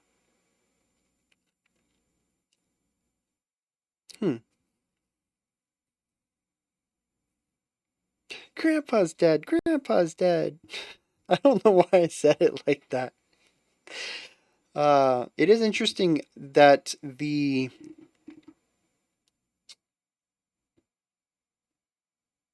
oh, okay, that's just the way they use. Never mind. That's just the way it's written.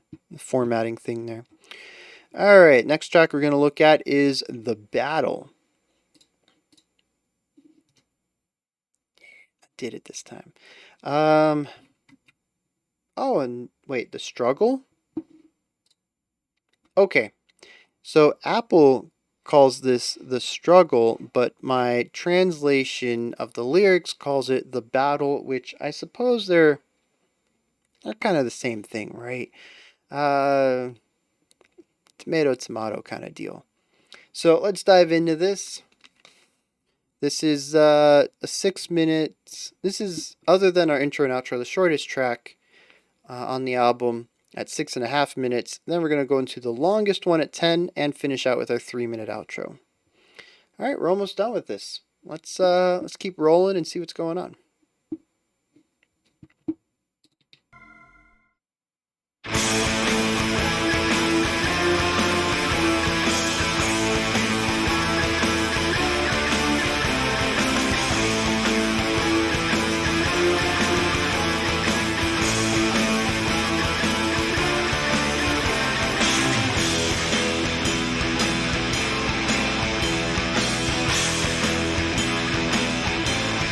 So this is almost swung. It's very close to having swung 8th notes.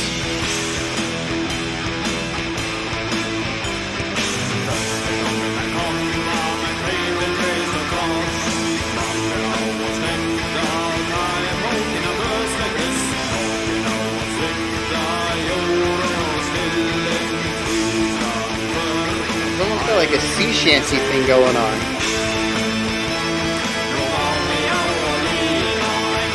Oh, passing on, yeah, because we just passed on one idea to our accordion.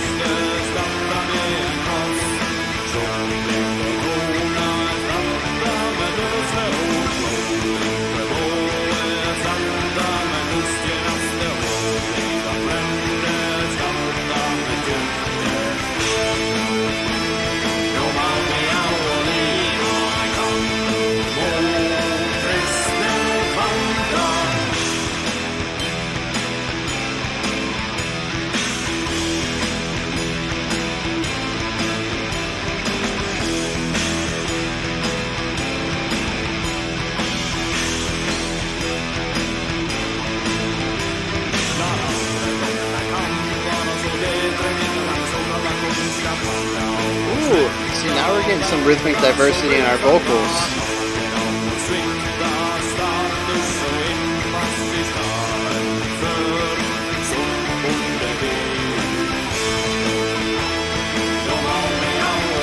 Yeah, so we actually trade our vocal melody to the accordion so that they can pick up the chorus, which is really interesting.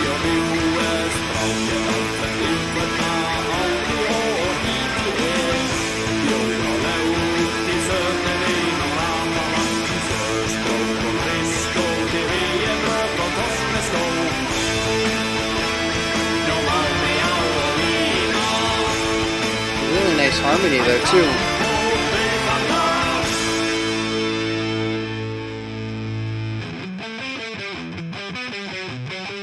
Another harsh transition, just fade to silence, come back in with the next idea.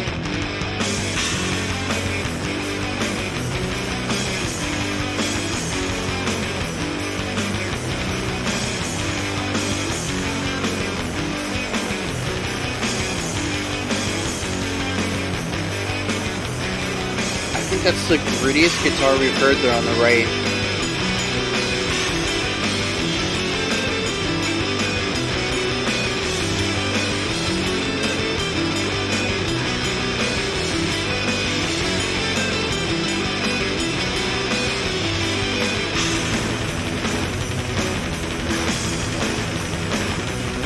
This is very Blackened.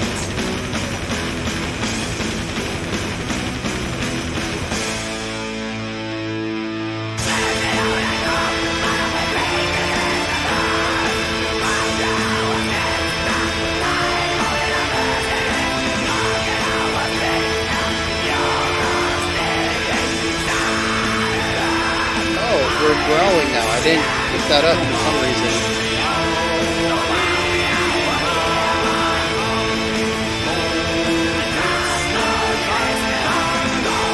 I can get behind this.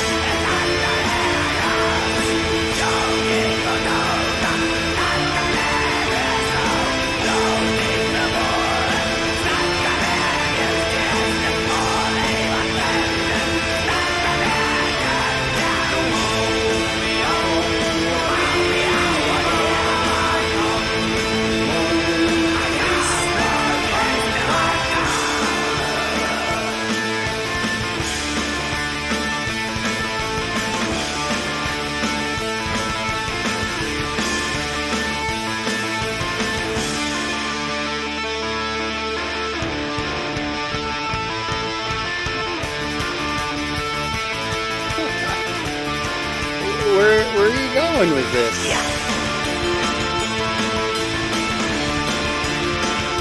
Compose myself.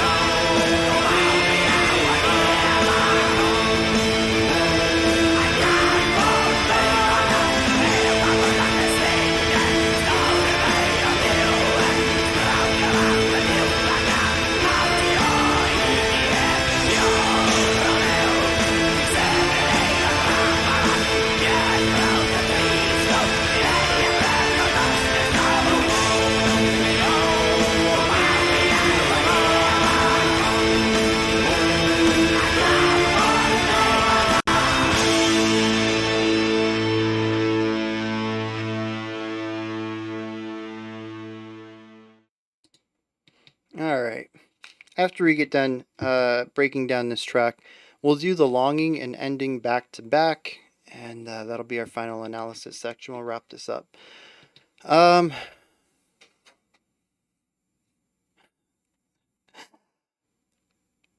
So this, I had just got done talking about how diverse this entire album is.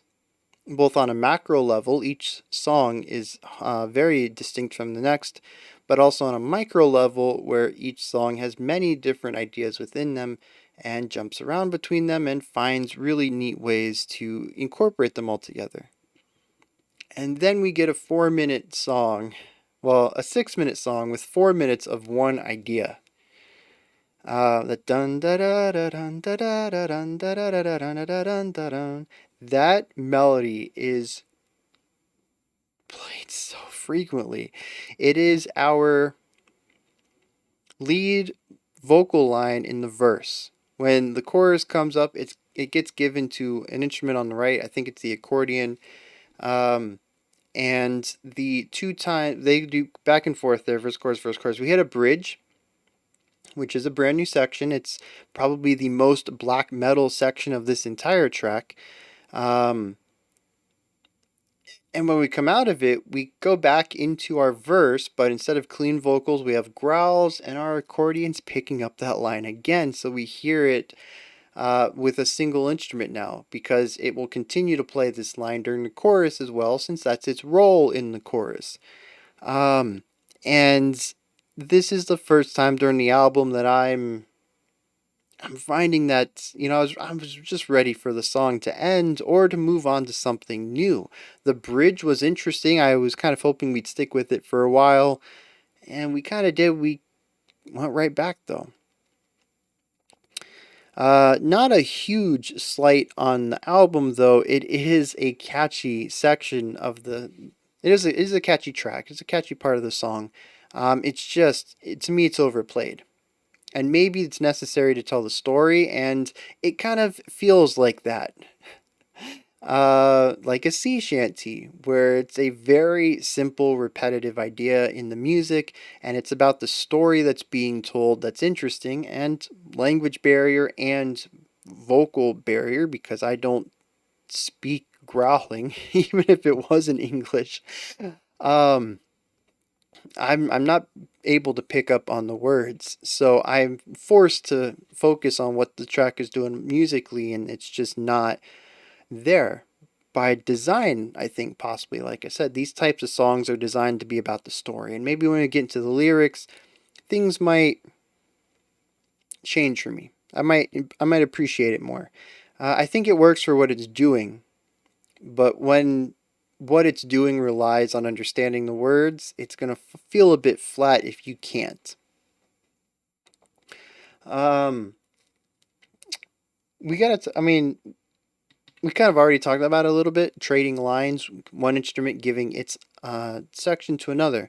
Where in the verses we have a melody line that the vocals sing, and in the chorus the accordion gets it. This is something I was supposed to bring up last time. The note is here.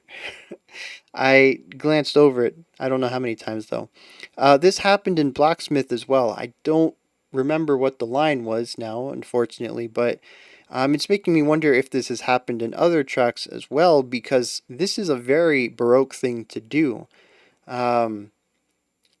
Is the passing of an idea from one instrument to another.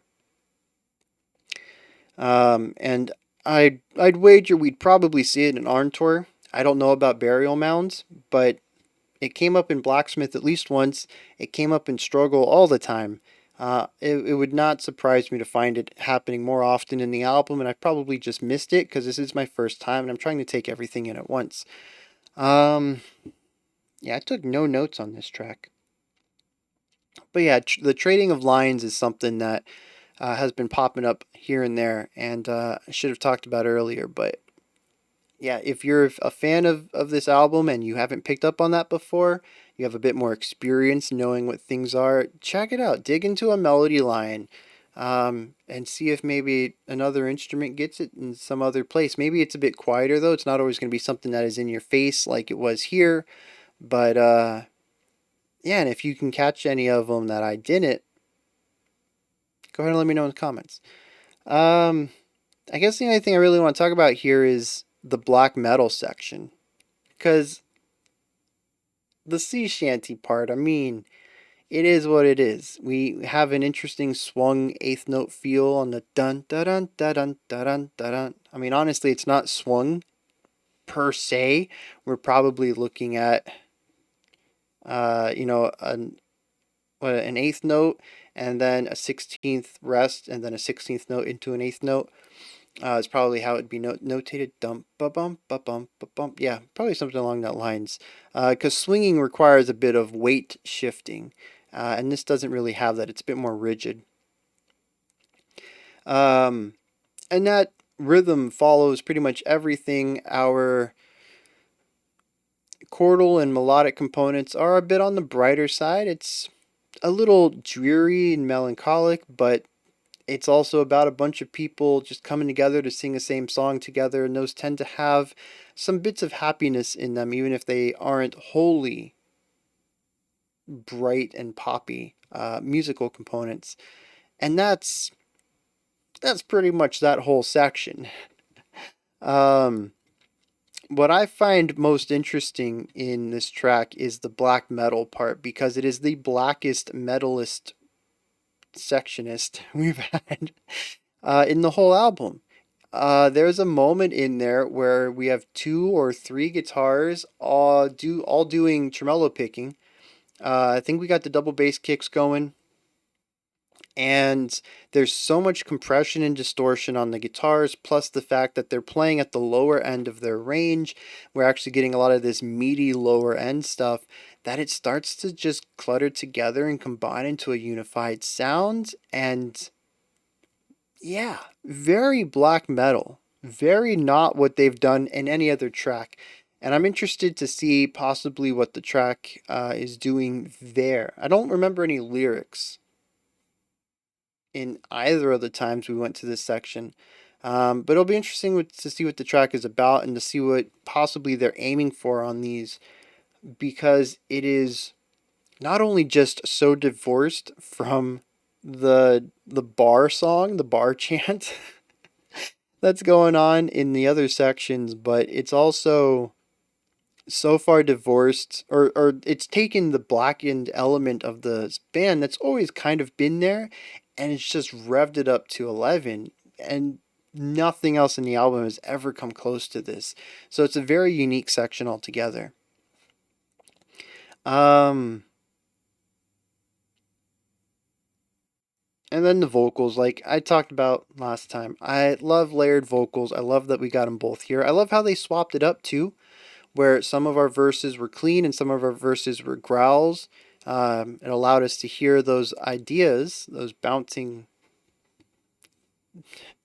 group vocal ideas, in a different context. Right? We have this nice bouncy, sort of swingy music, and we get this nice chants over it, but then we also get the growls on top of it, and we get to hear how it works within both of those contexts. Um, yeah, very neat there.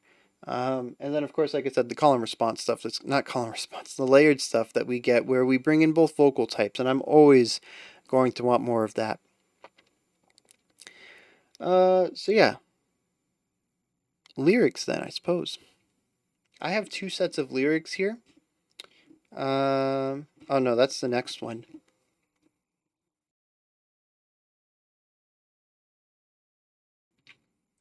All right, so I only have one set of lyrics here. Let's see what's going on.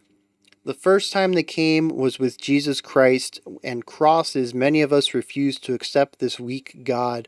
Some have betrayed land and positions instead of heathen customs.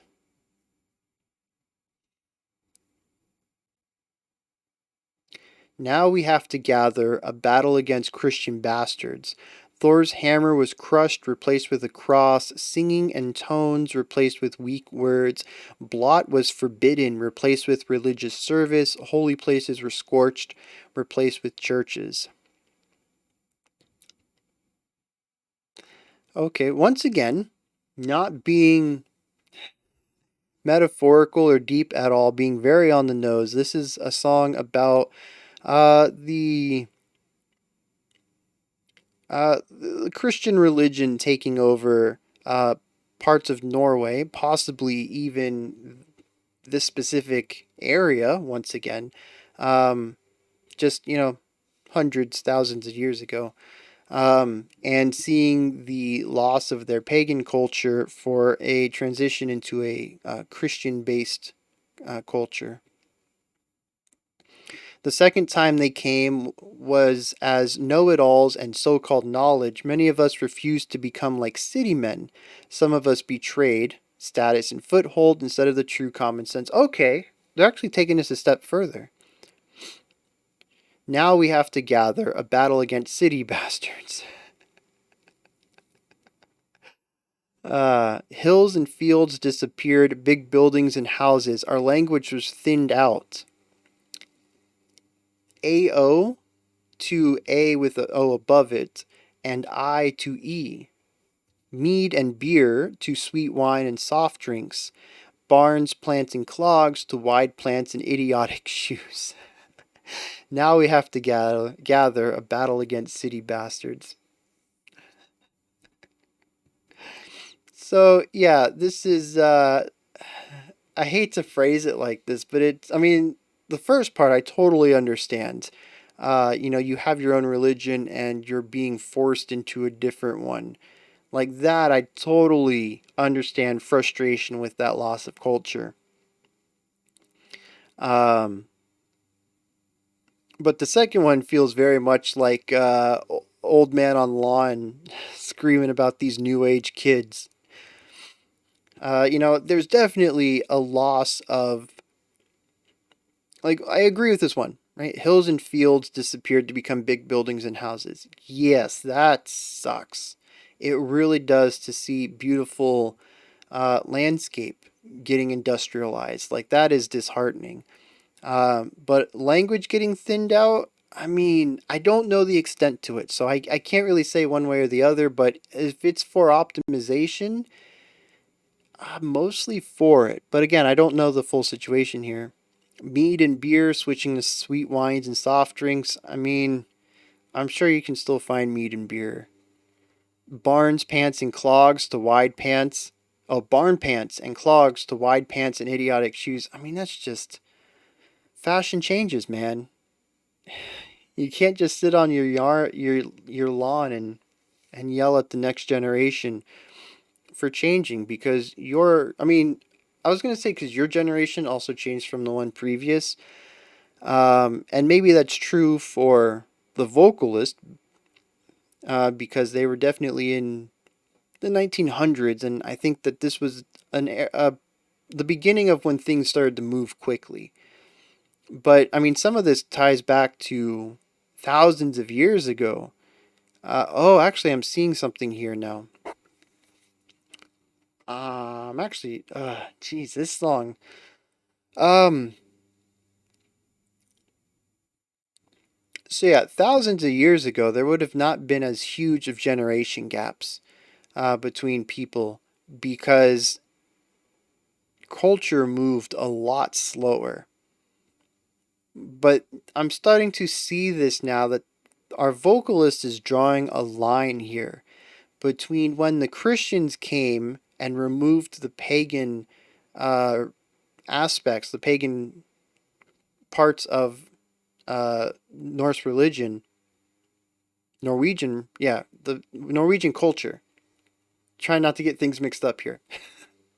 When the Christians came and removed the pagan aspects of Norwegian culture, they are relating that to just the advancement of modern day. The Christians came and they took our churches, well, they took our holy places, they took our singing and our songs, they took our gods and replaced it with theirs. It's happening again. Don't you see? There's buildings everywhere and kids are wearing dumb shoes now. And it's so hard to find beer because there's soda everywhere. And like, the two are just not the same. Oh man, this is, like I said, I'm with them on the first idea. Hills and fields are disappearing. I get that. But the idea of refusing to become like city men because you have true common sense instead, and that you don't want to wear these dumb new shoes or, taste new things. It just feels like someone's so stuck in the past. And then to correlate that with the loss of actual culture.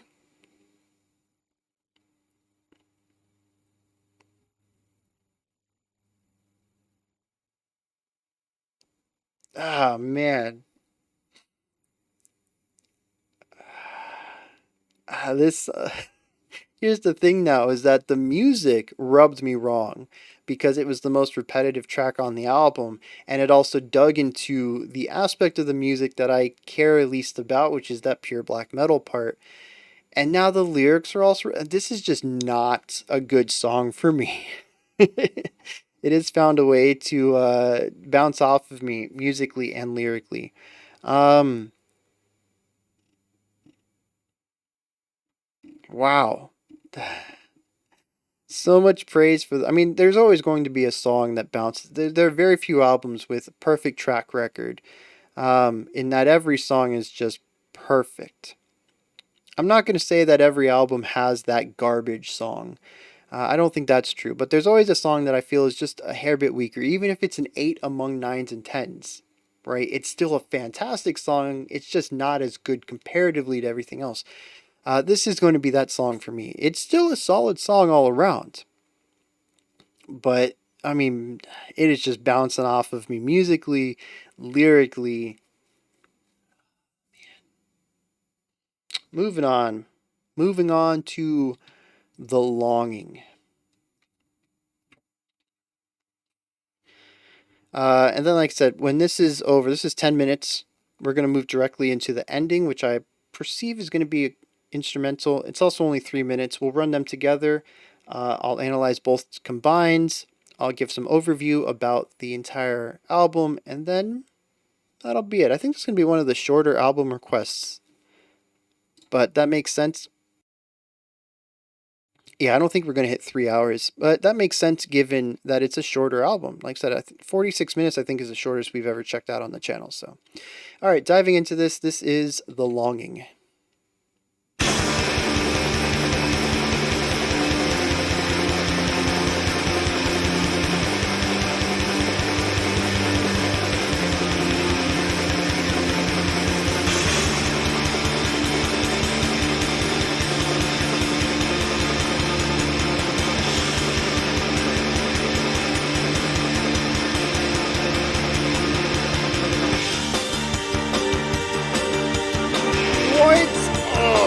Guitars.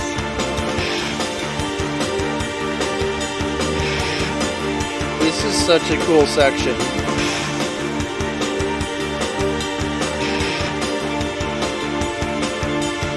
And the bass, given that syncopated, those offbeat hits.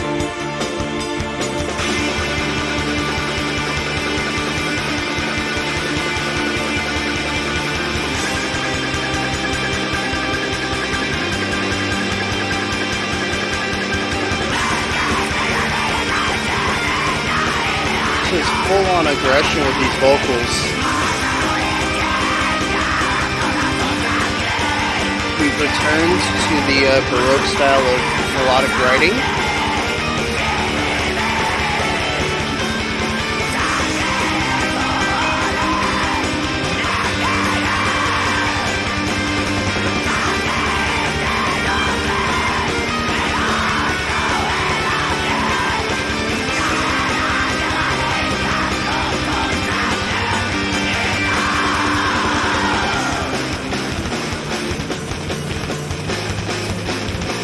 Talk about that compression on the bass kicks.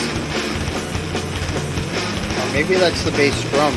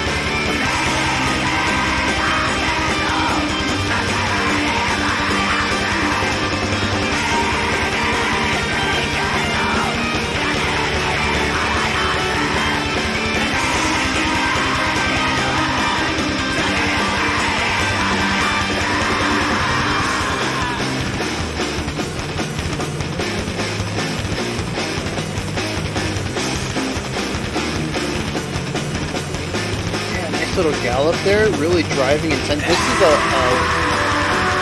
song has a lot more forward momentum than anything else we've checked out, I think.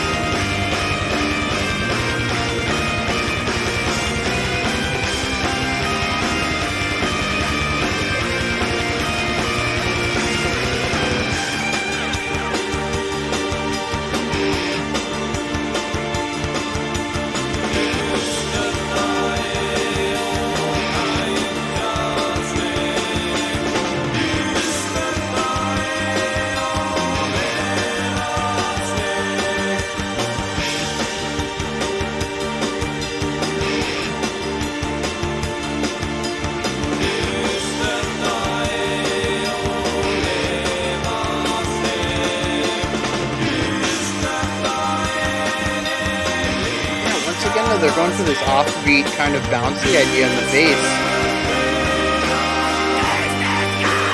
That was a nice transition. Keeping the clean vocals across the bars. Call and response.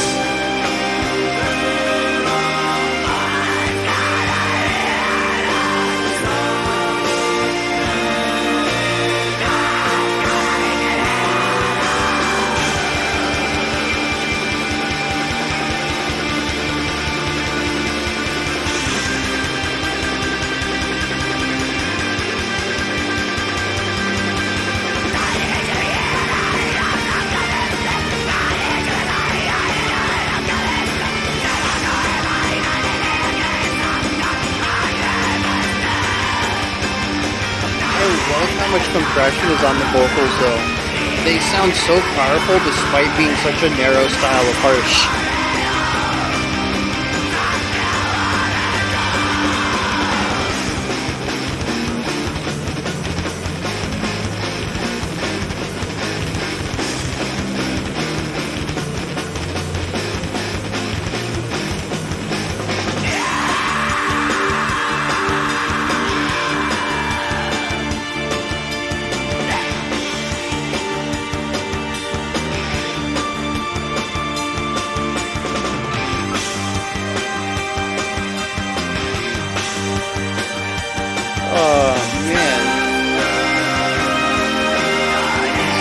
A culmination of everything we've gone through in this album, and it's fascinating to hear all of it come together in a semi-comprehensive way.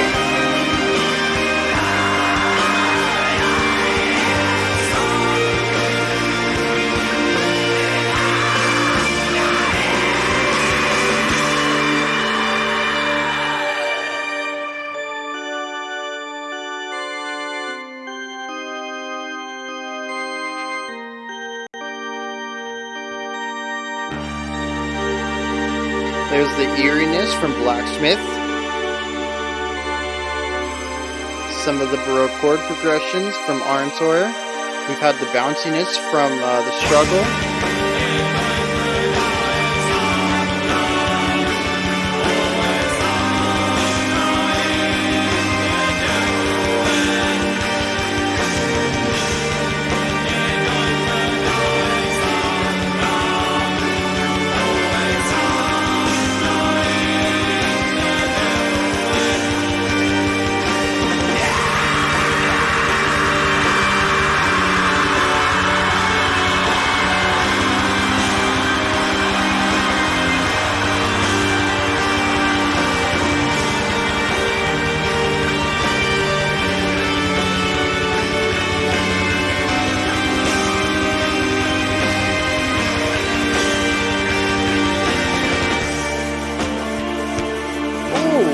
That hi-hat work. These really warm, pensive chords underneath. It's like part of the music wants to stand still and the other part just wants to get to the next section.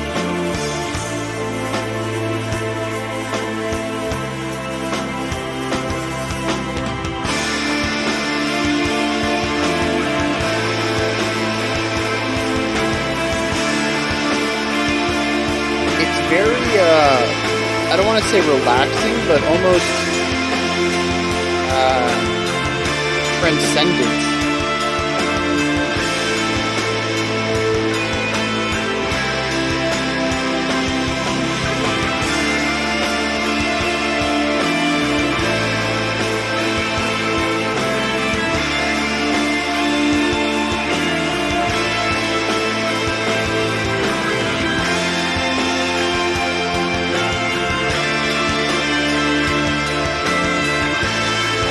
How this whole linear melody had just flowed. So gorgeous.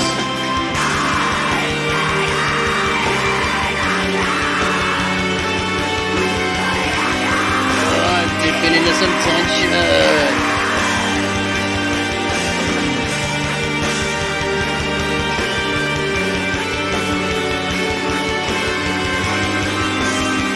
Bringing out some of that Baroque darkness.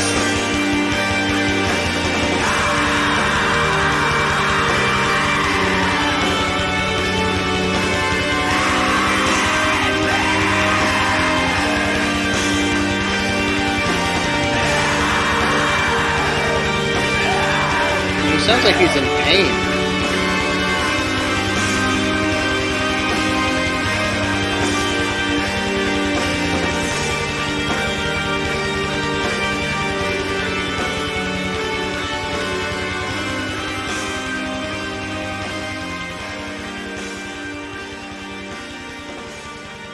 I thought maybe the heaviness was fading out and it was going to leave that brighter synth idea, but it's all fading out, so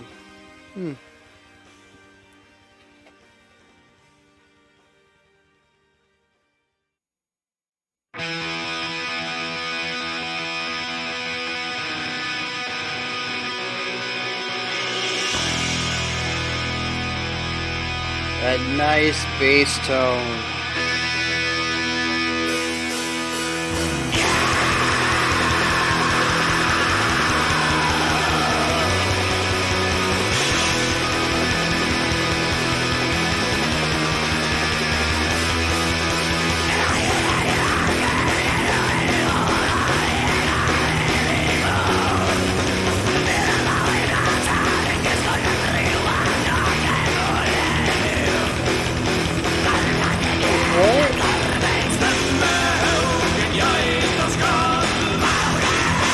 That was unexpected.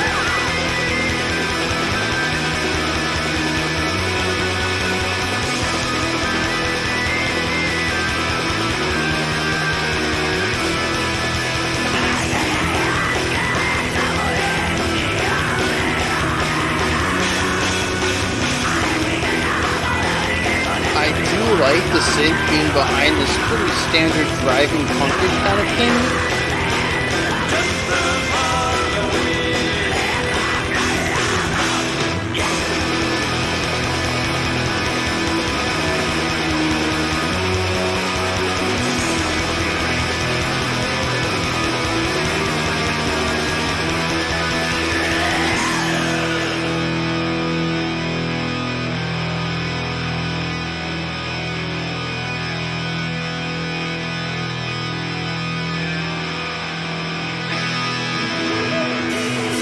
Oh, I was a little early on that.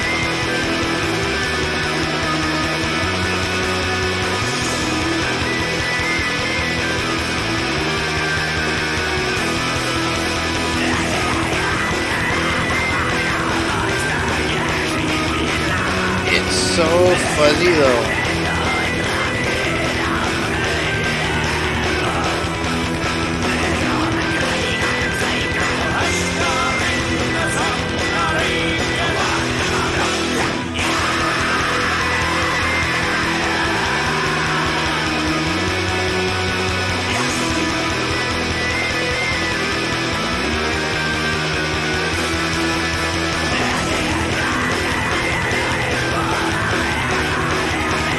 Almost no enunciation to the lines either.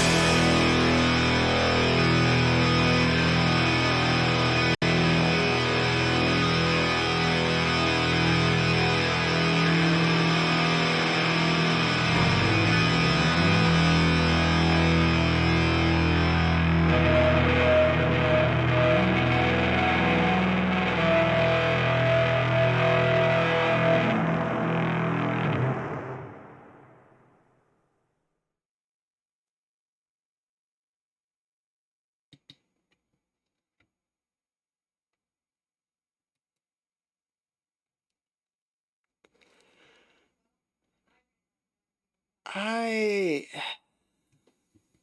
I don't think I've heard well, I have actually.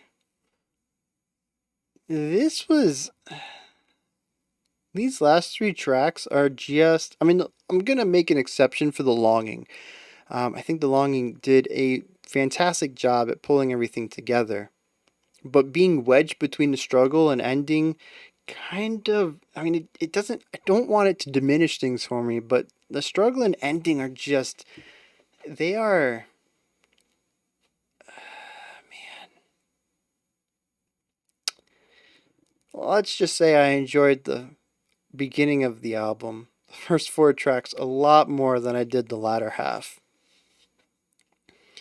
Uh,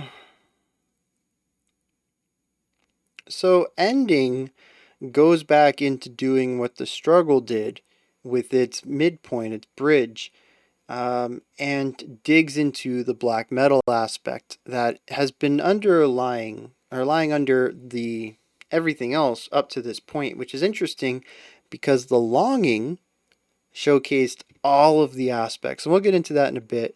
But pretty much, if there was a unique compositional thing going on that I could tie back to a different style of music in one of the other tracks, The Longing brought that in. It had bits of everything. And I think it does a great job of tying up all of the disparate musical ideas throughout the album where they've been isolated to a single track and allows them to feel cohesive within the whole of the album and within the whole of a single track, and showcases that everything that we've listened to so far is not isolated components but something that is part of a larger whole, which is something that I think might be what the album is going on about, but I'm not entirely sure. The struggle definitely tied together the past to the present. And we have a bunch of tales. Actually, the burial mound and the blacksmith tie past the present as well, talking about old ideas or tales of old, even if they might not be true. I don't think that trolls are real. This king might have actually been buried in that specific hill or the tomb, whatever. But I don't think the gods cursed that area. That's just my interpretation of it. But connects these tales of old with modern time superstitions. So there is a connection between the past and the present. And I wonder if Arntor isn't supposed to also be a bit of a sneaky message about taking down those in power now because of the choices they're making for the people at present. Because the struggle does liken the difficulties of having your way of life changed by an outside force to present day's peoples having their lifestyles changed by an outside force. Even if I don't agree that there is any similarity between the two, they've drawn that line. There is a constant through point between old Norway and modern Norway. Throughout all these tracks, and I'm sure we're gonna see something about that in Longing and Ending as well. That maybe there's supposed to be a hidden message there in Arntor as well. But yeah, so there is a bit of a through line possibly through most of this, and the Longing says all these songs that have their own ideas, maybe even their own lyrics and their own stories, are part of a larger picture. Here is all the music combined is saying that this is not a bunch of isolated components, but something of a larger mix. And it could honestly be something simple like this is just this person. Why do I always forget their name? Valfar. This is just Valfar's personality, interested in superstition and pagan ritual and the changing of times. Maybe. I don't know. It could be pointing towards just the overall growth and similarities between where Norway was there and modern Norway. I don't know exactly what, but there are definitely components in the lyrics that tie together the past and the present, and this song, The Longing, ties together all the other tracks from their isolation into a larger idea as well. I don't know how I got on that, because I was supposed to be talking about the ending. So in ending, which is weird because we have the beginning, the burial mound, the blacksmith, the struggle, the longing, but we don't have the ending. And we could have really fixed this and done the warrior Arntor rather than Arntor a warrior. We could have had a nice the theme going. Album is ruined. So ending takes this raw black metal element that's been lying under everything else and runs with it, much like what we saw in the bridge to the struggle. It infuses it also with a punky driving drum element, and I don't know how typical this is for black metal, but that doom gat dun doom gat dun doom gat dun, and having just, it's basically alternating bass and kick on a little bit slower than the blast style that we've seen in the past. But your second bass kick is a double. Boom ka, boom boom ka, boom ka, boom boom ka. And just playing it at a decent pace, a brisk pace, if you will. And it really has this driving element, but I typically associate that pattern with punk. Maybe black metal has elements of punk in its history. I don't know. I feel like it isn't unusual to hear this combination, but at least listening to it now, it still sounds a bit odd to me. Like, so I associate that with punk. But anyways, we have driving drums constantly playing. Our guitars are just constant eighth notes. And our overdrive and compression are maxed out, much like they were, a little bit less so, but much like they were in the struggle, really giving us that Blackened vibe, and it all comes together into this conglomerate mess. Oh, I forgot one part, the vocals, which are also overly compressed at this point, and I don't think our vocalist is enunciating anywhere near the way that they were in any other track. Where I could make out syllables sometimes in the other tracks, this one just sounded like and it was just like this series of attacks more so than actual syllables coming out. And so it just feels a bit sloppier in that regard, and it all ties together into this very muddy sound. This is very black metal. Everything I just said is it's a negative for me and what I enjoy out of music, but it's very positive for black metal enjoyers, especially ones more pushing towards lo-fi black metal or mid-fi black metal. It's just, here they went full on. However, can't leave it all behind. We did include a synth part that just moves constantly. It's a nice addition to it all. It's constantly moving. It basically has a nice flow to it. And then halfway through the track, we get a guitar idea that sort of moves us through our final minute or so. That actually has really nice melodic flow, which shouldn't throw me off because I just listened to an entire album of great melody writing, but I think it's because it is strictly within this black metal realm that I'm like, oh, that's neat.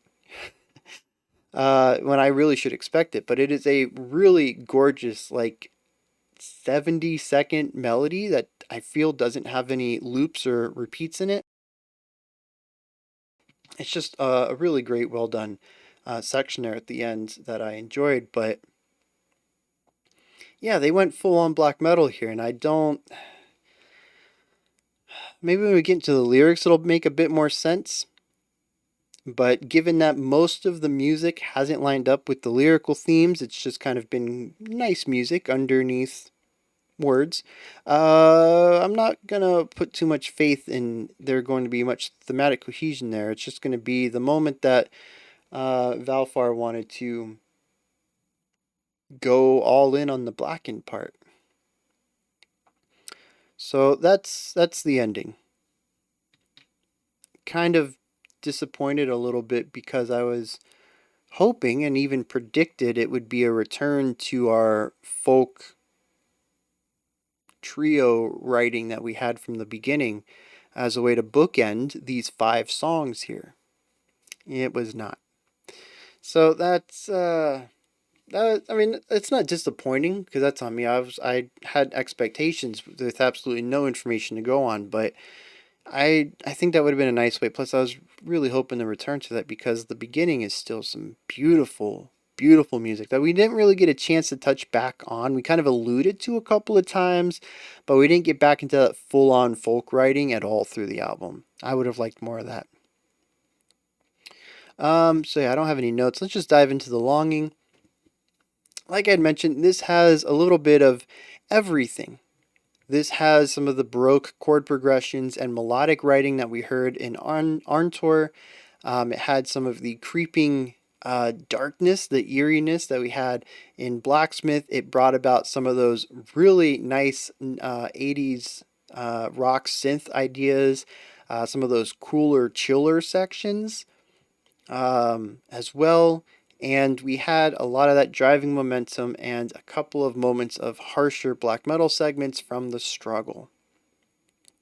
Also, throughout the longing, we included both types of vocals. We had the growls, we had the cleans, and we had just, there was one really nice transition. Now, I talked about this album not having great transitions as far as smoothness goes.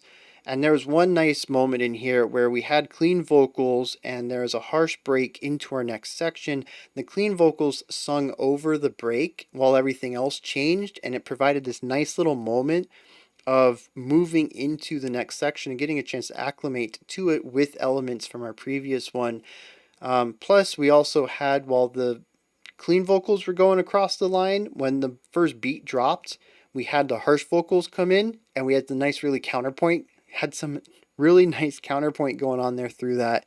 So that was neat. Plenty of vocal layering and call and response going on in the longing. Basically, everything that I've complimented in the other 4 tracks was present here. Yeah, great cymbal work, once again. We didn't have Polymeter, but we did have trading of lines. We had counterpoint, strong layers, transitions. We didn't have the rising and falling, though. That was pretty much subjugated to the Blacksmith. We had an eerie section, layered vocals. Yeah, I mean, every note that I've made, I could apply to the longing.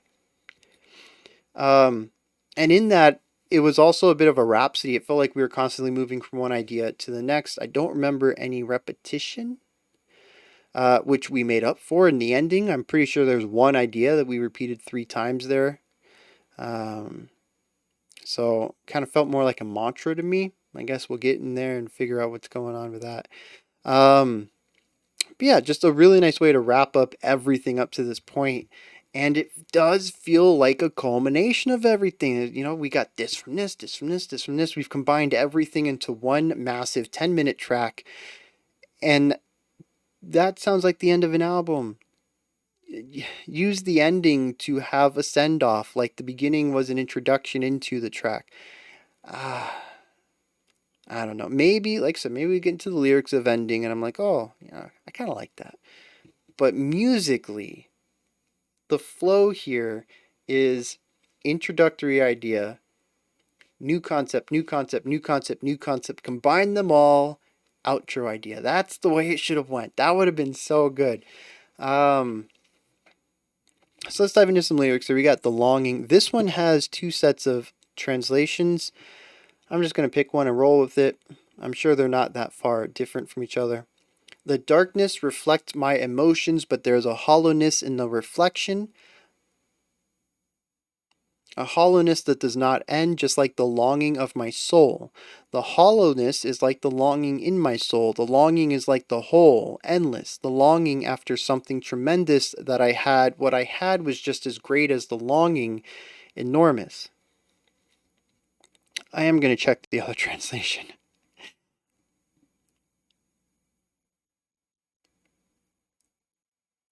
Yeah, it's the same thing, give or take. this is just cyclical. He says, I have a darkness in me that's hollow, and the hollowness is endless, just like my soul, and my soul is also hollow, and I long for something that is like the whole, but it's tremendous, like my longing, which is enormous. I'm just like, bro, what? Uh, there's a lot of cyclical ideas to just say this dude feels incomplete. Um, and I'm kind of hoping there's a translational thing going on here, where maybe there's a nice rhyming thing going on, or something to do with homonyms and homophones that might make this more interesting linguistically. It's not very interesting intent. It's just the same sentences over and over, but mixing up the order of the words. Um, Anyways, like I said, the point is this dude feels empty. He's missing something. I enjoy pain, but I don't really like it. I scream, but I don't really scream. I die, but I don't really die. I long. Okay, the cyclicalness, man. I'm really trying not to be cynical about this. I really am. But between the struggles lyrics and these kind of being very juvenile so far, I'm having a real hard time getting into these the same way I got into the other ones. I really liked the stories of local tales. I thought that was a really cool angle. Why can't we have more of that? All right. Also, I noticed that the album is called Arntor after the dude who came in and helped behead the local officials. So, yeah, that person in the album is what the album's named after.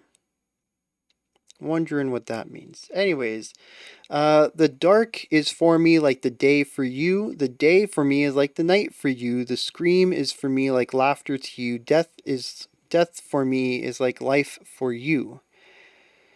Dismal it is to think this way. Dismal it is to be this way. Dismal it is to live this way. Dismal it is. I enjoy it this way. So he thrives in the darkness, finds relief in screams. Death is what brings him life, and he admits that it's very dismal to exist like this, but he enjoys it. Dismal it is, and dismal it shall be. Dark it is, and dark it shall be. Evil it is, and evil it shall be. The longing is there, but it should not be there. What one should not do, I long for the most. What one should not say, I long for the most. You know what I mean. It is you that I long for the most. What I lost has hurt, it will never end. It has always been painful, and the longing has been hard. Pain, now I like it. Scream, now I scream. Death, now I die. Longing, I long for you. I die because I long, and I long for death.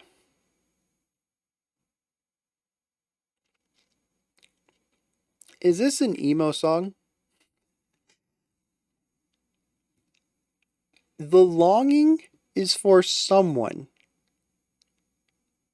It is you that I long for the most,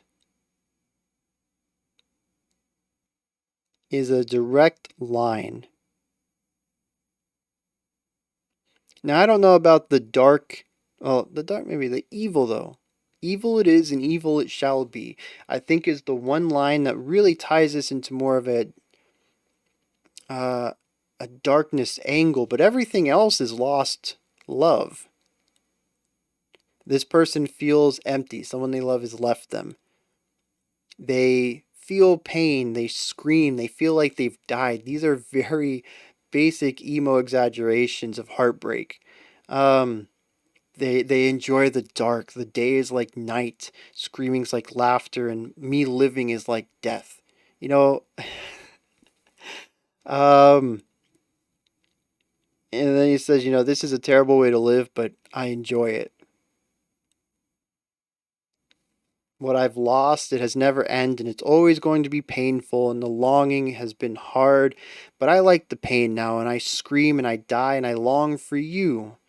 I die because I want you, and so all I want is death to escape my longing for you. Yeah, this is straight up, you broke my heart and I want you back. Listen to how goth I am. But there's two lines in here that are a bit odd for me that don't necessarily line up with this, and it's evil it is and evil it shall be.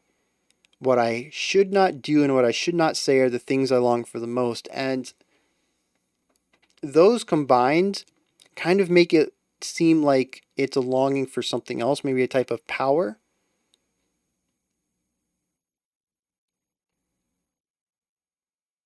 But also, now that I'm thinking about it in this heartbreak way, the things I should not do and say are the ones I want to do most. Also, could be like approaching somebody and saying, "Hey, babe, I want you back. Will you take me back, please?" Even though maybe the other person is already in another relationship, right? And maybe you've actually agreed that, fine, I'll let you live your life. But these are still the things that I want to do and say, even though they're things that I should not. But the evil, man, evil it is and evil it shall be. Even dark it is and dark it shall be can be flipped into either the darkness that this person feels, the sadness and sorrow, or it could be a dark intent. I'm trying not to read it into that area, but the whole evil thing is kind of. Let me see this other translation.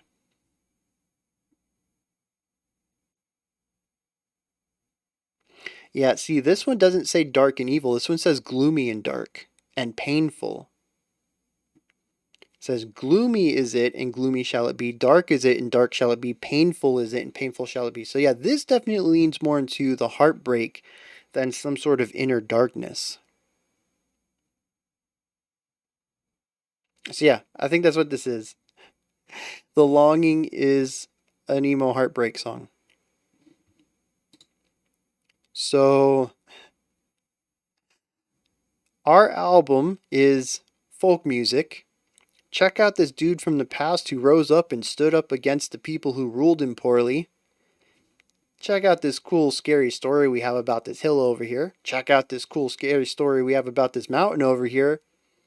I have to wear shoes I don't like, and I'm comparing it to us being forced to learn Christianity thousands of years ago. My heart hurts, and I'm dark because of it. How? Why? This album started out so cool. I really liked the beginning of it.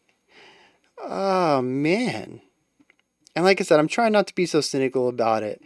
But I am just a bit disheartened with the direction the lyrics went in. It was a really cool concept at the beginning. And also, the longing to completely destroys my analysis of the past versus the past connection to the present idea. So I'm probably not going to read as much into Arntor since it's not deliberately there like it is in Burial Mound and Blacksmith. But at the same time, I mean, Struggle also does make that very clear connection there. Let's check out Ending. What happens after he gets all emo? Um, My name is Terje Bakken, Bjorg is my mother, and Vigard is my brother. Bid in a place where no one would believe that anyone could bid, and the place was called Egja, Gorvin, Stemhager, Jaltskalder, Kavole. I probably just butchered a bunch of names, and I do apologize to any native speakers. And winter certainly can't be too good for us with frost and fog and snow. Then the fortnight can often go by that people don't get to see, and the place is called Urin, Lurin, Hamilturin, Sterois, Steinrois, Svetenhell. I got nothing on this. Unless this is very autobiographical, because I don't. Valfar. Oh, Terj Bakken. Okay. So this is information about himself.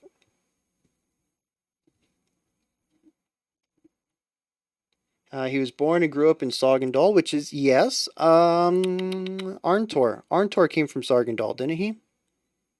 Sogndal. I apologize if I'm butchering any of this, because I'm sure I am. He's very proud of where he comes from, which I can see, especially since this album seems to take at least 3 tracks, or 3 stories from, I'm going to assume, his area. Which he later proved in lyrics that are central, or yeah, later proved central to his lyrics. Yeah.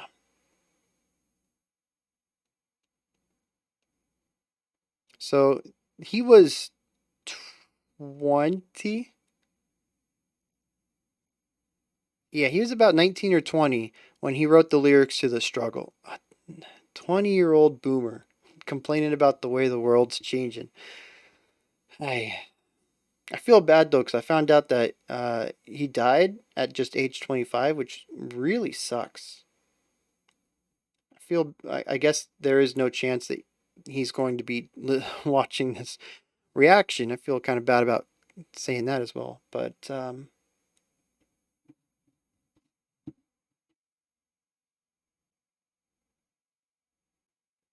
wait a second.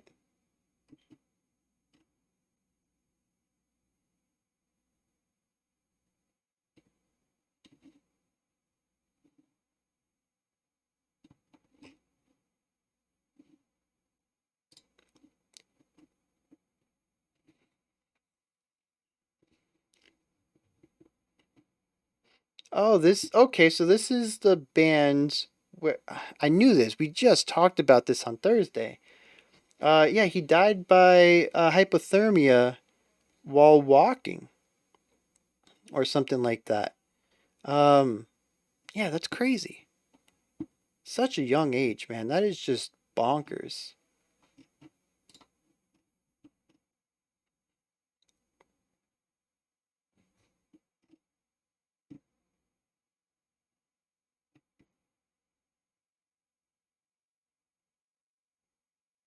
Originally sang his lyrics in Sagnamal, a dialect of Norwegian, but eventually switched to English in an attempt to appeal to a broader audience. I really don't want to make a joke about that based on the struggle, but there is a joke there. Just don't want to say it now that I know that he passed. I feel like that's a bit rude. So yeah, I don't know what this is about then. I mean, he says, "This is my name, this is my mother and father. We live in a place where no one else would live." I think it says bid in a place. I don't know exactly. Let me see what Deep L has to say.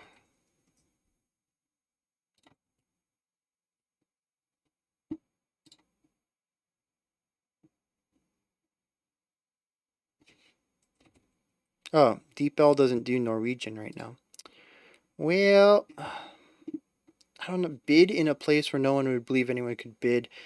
I'm kind of reading that, inferring that that's living or settling down in a place. And the place was called, and he lists these towns, houses. Maybe it's just the changing name of the area over the years. And winter isn't too good for us with the frost and the fog and the snow. That line.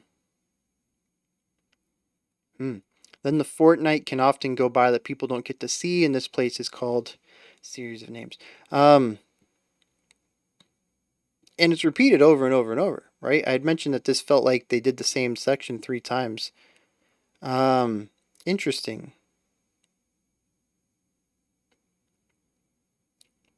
I mean, I don't really have anything to add to that. It just seems like this is sort of an autobiography. Like at the back end of a book, you have about the author. They grew up here and went to this school and began writing for kids at this age and stuff like that. That's kind of what this feels like.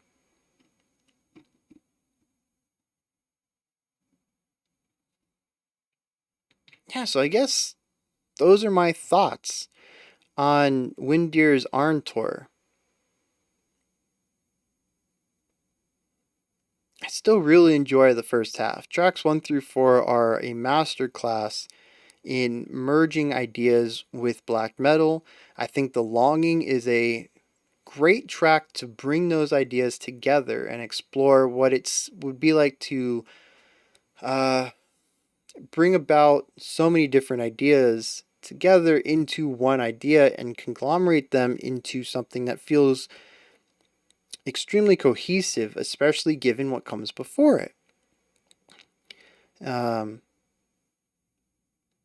and I think it's a fantastic exercise as well. I don't know if that's necessarily why he did it, but it feels like a fun exercise. Make 4 songs in 4 different styles and then mix them together in one. Like, that's a neat way to go about improving one's compositional skills, right? But the struggle just does not land for me on any level. And ending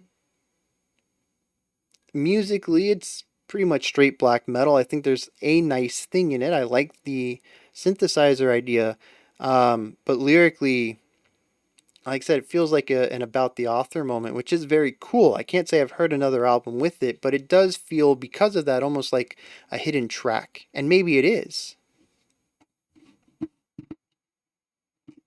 No, maybe it's not.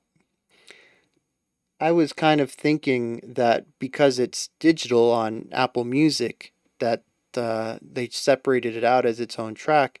Maybe on the album, there would be like, 8 minutes of silence and then it goes into ending or something like that. But nope, it's always its own track. Hmm. But see, here's where I think a lot of this needs to be put into perspective.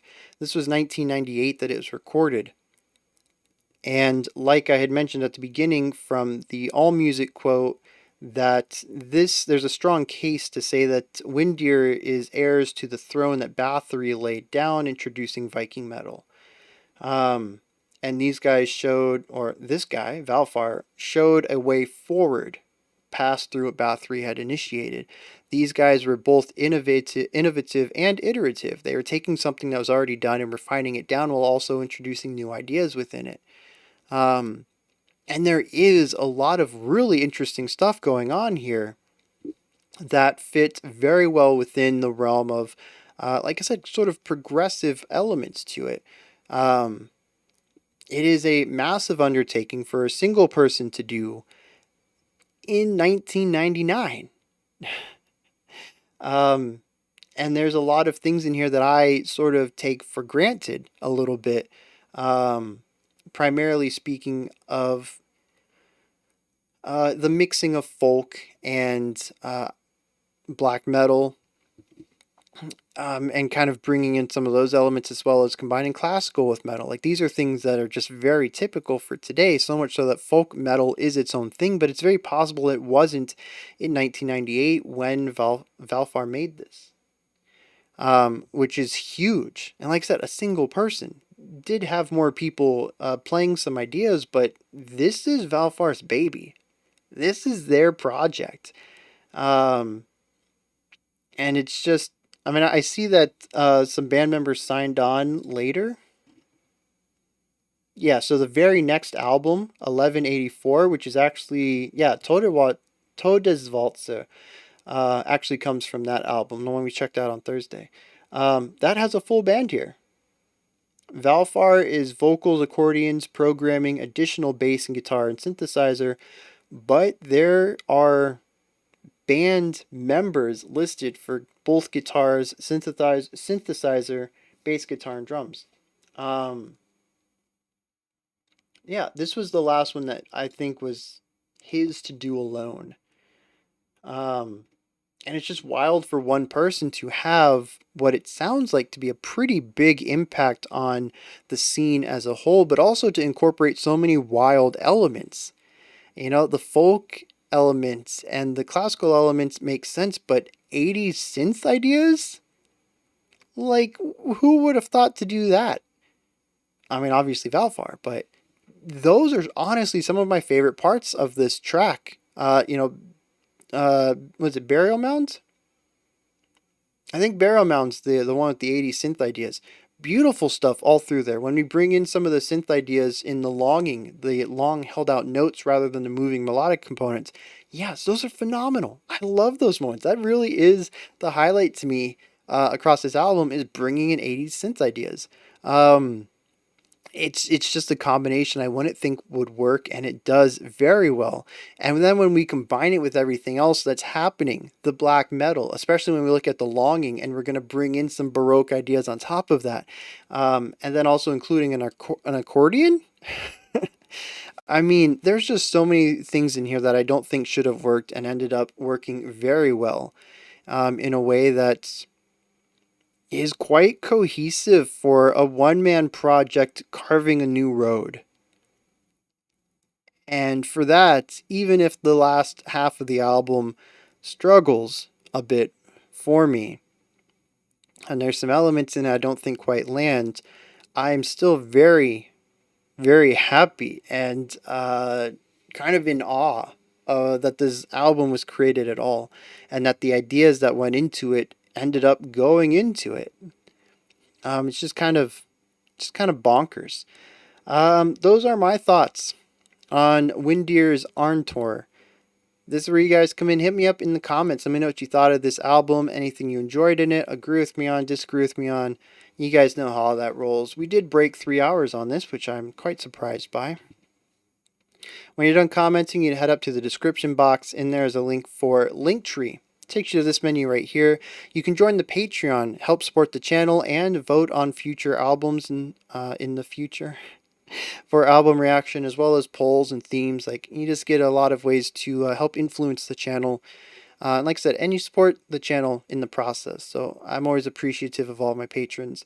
You can also submit special selections, follow me on Twitter, join the Discord community, email me, and so much more. There's always a lot of cool stuff in that area. Go ahead and check it out. Above that, if you could, like, subscribe, and ring the bell if you enjoyed this. I greatly appreciate all of those. All right, that wraps this one up. Patrons in the critic tier and higher, we got our live stream tomorrow, 11 a.m. Eastern Standard Time. As usual, be prepared, bring water, bring snacks. It's going to be probably 3 hours as we do last week's tracks and this week's tracks. Everyone else, I'll try to have it available tomorrow night if possible. Otherwise, Monday morning, it'll be up. And then Monday, we start next week's theme, which is folk. Folk without any metal elements to it. So it can be folk by a metal band. It just can't be folk with metal components, like metal folk metal. Yeah, we're not going to be doing any of that. All right. Until next time, remember to be critical, not cynical of the music you listen to, and have a fantastic morning, afternoon, or evening whenever you choose to watch my videos.